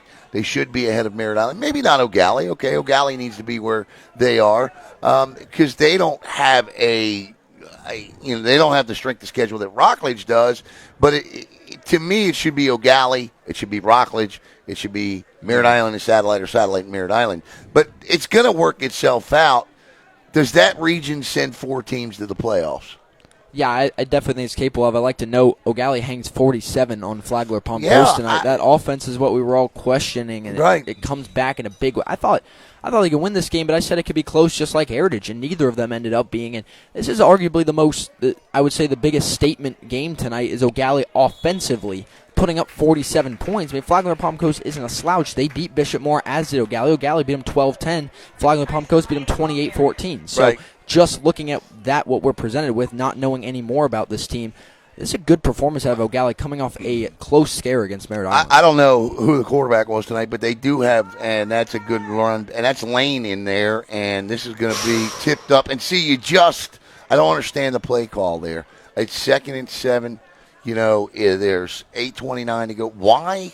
But what did Vince Lombardi used to say? When you throw the football, 3 things can happen and 2 of them are bad. Okay, so keep it on the ground. At this point, too, you just want to right the clock. So my point is that O'Galley's got a good defense. Look, they came in here a couple of weeks ago. They held this Cocoa team to 28 points. It was 28-7. So we know they can run the football with Welch and Williams back there. Now it may sound like Maury Crooms might be coming into something there. Yeah, we got to look at the scoring breakdown later on the postgame show. And 3rd down here for Cocoa. They're going to throw it. And wide open. Boggs. Yeah, double Boggs. coverage. Doesn't matter. Yep. I tell you what, okay, they complete the throw, but he throws into double coverage there. That's a good play, Logan. Boggs picks up 18 more and a Cocoa Tiger 1st down. Now you're on Seminole side of the football field with 8:12 to go. Let's turn around and hand it off again. Yeah, just run the ball. Right. They move the chain, stop the clock. Hart. Now he's going to have Bragg and Boggs. The other score update I got that we haven't talked about, MCC in their first game without Nate Hooks is over Mount Dora in the 4th, 28-8. Lane straight up the gut. He'll be stopped by the big man headed to Duke for maybe 1 yard. So you say MCC 1, right? Coach Hooks' appeal will be heard on Monday morning he's not suspended 12 games, he's suspended 12 weeks. So that appeal will be heard on Monday. Obviously, we're going to get an appeal filed for Coach Schneider, I would imagine. So we'll see. But it's going to be 2nd down and 9 for the Tigers. Brady Hart with Lane to his right. The slot receiver on the other side for the Cocoa Tigers is number 16. That's a Marion Cox. Hart drops back, and Lane ends up with it. Why are they throwing the football? Yeah, I don't know, but you know what? That's okay. They're up by 2 scores. I guess I mean, regardless of all the bad things I have from throwing, Hart's also going to keep getting hit. Yeah. Which you don't need to do. You don't want to. You could have picked that up running the ball. Yeah. Third down now in about 7. Yeah, that's a good point on the injury front. Lane, that's good recognition. He got hit pretty hard right there. He got drilled. I don't care if it's third down. They got to run the ball here. I think they're going to get offsides on Seminole. Yeah, caught him. So it'll be 3rd down and 2 now for Cocoa. But, yeah, I think we'll get 4 teams in the playoffs. I don't know if we're going to get 9 by the time it's all said and done. We got 2 in 1S.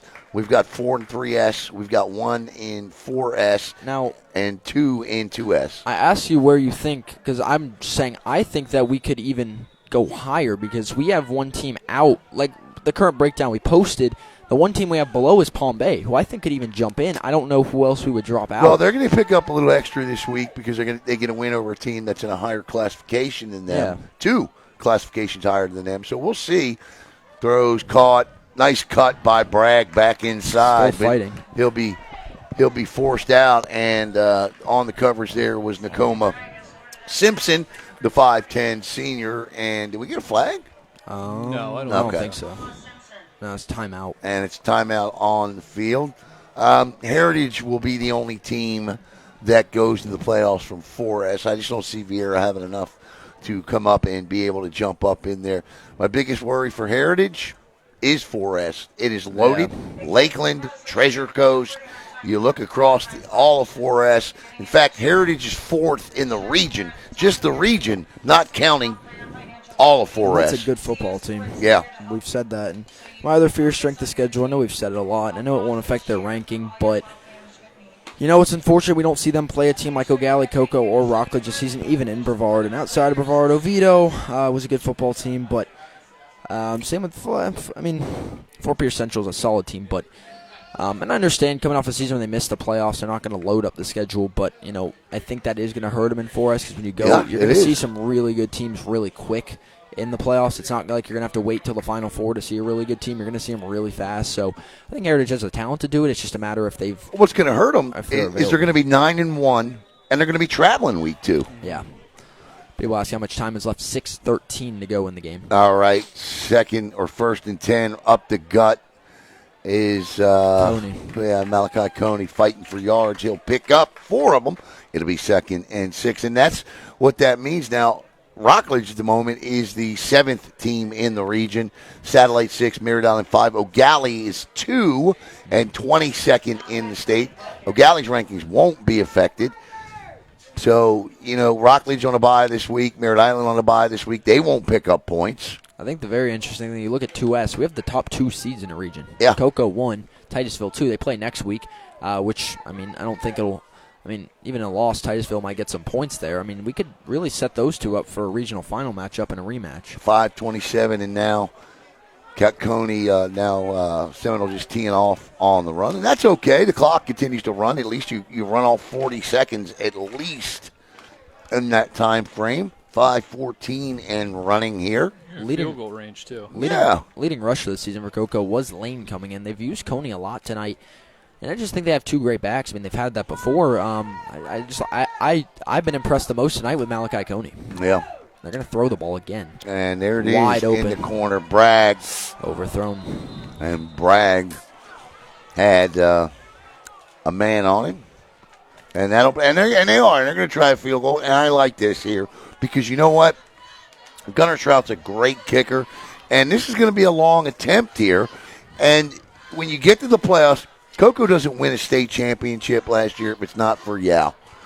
Okay? They just, Mayacito last year, kid kicked a lot of big field goals in the playoffs for Cocoa last year. This is going to be spotted at the 31. So this is a 41-yard kick. You're going to know, can Gunnar Trout hit this? He's got the leg to do it. We'll see what happens. Here comes the snap, the hold, the kick is blocked. Number 11. He got no help on the other side, and that's rare. Coco's going to go try and they didn't whistle it. No, that's a dead ball, yeah. It should that's what be. I thought. Yeah, touchback, right? They tried anyway. Yeah, the ref in the end zone motion a touchback, no whistles came. Right. All right. So Seminole will take over with 4 4:46 to go there, and that's a little discouraging to see that many guys coming off that side. Yeah, right. I mean, The one that blocked it came right through the right side of the line. He wasn't even on the edge. He just kind of cut through. well, the edge made the wing make a decision. He went Yeah. outside and instead of blocking down. You're supposed to block down there. It's a lot harder to block a kick coming around the edge than it is coming through the middle. Yep. All right, so back at quarterback is Carson Securius Lasky. 2 interceptions on the night. 2 bad ones. I mean, I'm not, Yeah. the kid's going to Penn. Obviously, he's played some great football in his high school career. Whistles blow, clock will stop. That's the key. I mean, this is a team that beat Rockledge in the opening week by 2 scores, but Yep. that could be a litmus test to show for the Barbecue Bowl for those that are going to go back and forth all the way through the final whistle of that one about that game. Yeah, I mean, in the 9 years that I've been covering high school sports here, 10 now, this is the biggest disparity I've seen between 1 and 2 since I've been covering high school sports. Yeah, I can agree with 3 years by default. 4:44 to go, Lasky. And he's going to keep it up. Actually, that looked like Parks That is there. Parks. Yeah, it's Parks. He was down. I don't know why he got back Yeah, up. yeah, with a knee hit, and I'm not sure why they didn't blow him down. But he picks up 4, maybe 5. It'll be 2nd down and 6 here. That was Parks. Parks, 4:30. Now Lasky is back in at quarterback.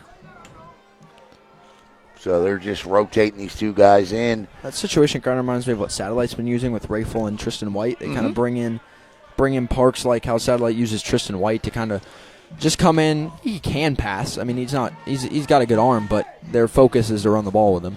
As we get set to wind down here, guys. And chasing him throw across the middle, nice pitch and catch. That's Michael Key with the reception out to the 45-yard line. Now, that's what he should have been doing all night long. Instead of running backwards, he runs and rolls to his right, and he finds, I mean, it's still a dangerous pass to throw back across your body across the middle, but Key was there for the reception and a 1st down for Seminole with 3:40 to play. Not a lot of time here for Seminole, especially to pick up 3 touchdowns. They trail by 18, 21-3. There's the snap. Lasky back, looking, fires, nearly intercepted again. But that pass is actually caught for a gain of about 17 and a 1st down. So down the field they go. Lauren Ward limping back onto the field. Not sure I'd put him back in with 3:24 and an 18-point lead. Lauren Ward has been absolutely spectacular tonight, Logan. Oh, he's been a freak. I mean, just coming off the edge and he was really single-handedly some of the main reason they couldn't establish any kind of running game tonight is just him just wreaking havoc in that backfield. Yeah, we felt that in that first drive. I think 3 plays in a row. He made the tackle for loss. Lasky looking, and Lasky steps up, and that's a big pop. Intercepted again. He did it again. Just let it fly. We'll get the number. And down the sidelines and out of bounds. And that's the 3rd interception of Lasky tonight. And ladies and gentlemen, who had that? C.J. Hester. C.J. Hester. Turn out the lights. The party's over. In the words of Dandy Don Meredith, gentlemen, you might be a little young for that. But on Monday Night Football, Dandy Don Meredith used to sing, "Turn out the lights, the party's over." And I can't think of a more appropriate situation in which to put $1 in a jukebox to play that song. I think our saying at BSN can be the game's over once Allen starts singing. Yeah, that's exactly right. And that will definitely kill views. And Brady Hart will come back in here with 2:47 to play. But I can imagine we will only see a dose of Latrice Lane. I can't stress enough, do not pass the football. Yeah. Do not bother. So it sets up the big district matchup next week between Titusville and Cocoa. And I'll start. Yeah. Look, and they are indeed throwing the football. And C.J. Bragg cuts back in. Bragg with a chance. Bragg still on his feet. Gets outside, cuts back in. What a run by C.J. Bragg. All the way down to the 21-yard line. 2:35 to go. Bragg picks up 27 yards and a Cocoa Tiger first down. You Oh, know don't what? listen to me. That might as well be a run play, though. I mean, it's just a little bubble screener. Instead of running a toss, you're just tossing it out to your receiver. Don Anthony wants to know if I started singing in the St. Thomas game. I don't remember. No, I did. Oh. I did, and that's why he's asking. Oh, that's good on him. Right. But I would also be the first broadcaster to ever be presented with victory formation. Yeah. And, Okay. It's true. That is true. that's why I've called it should be victory formation the rest of the year. And, He's absolutely right. I did start singing.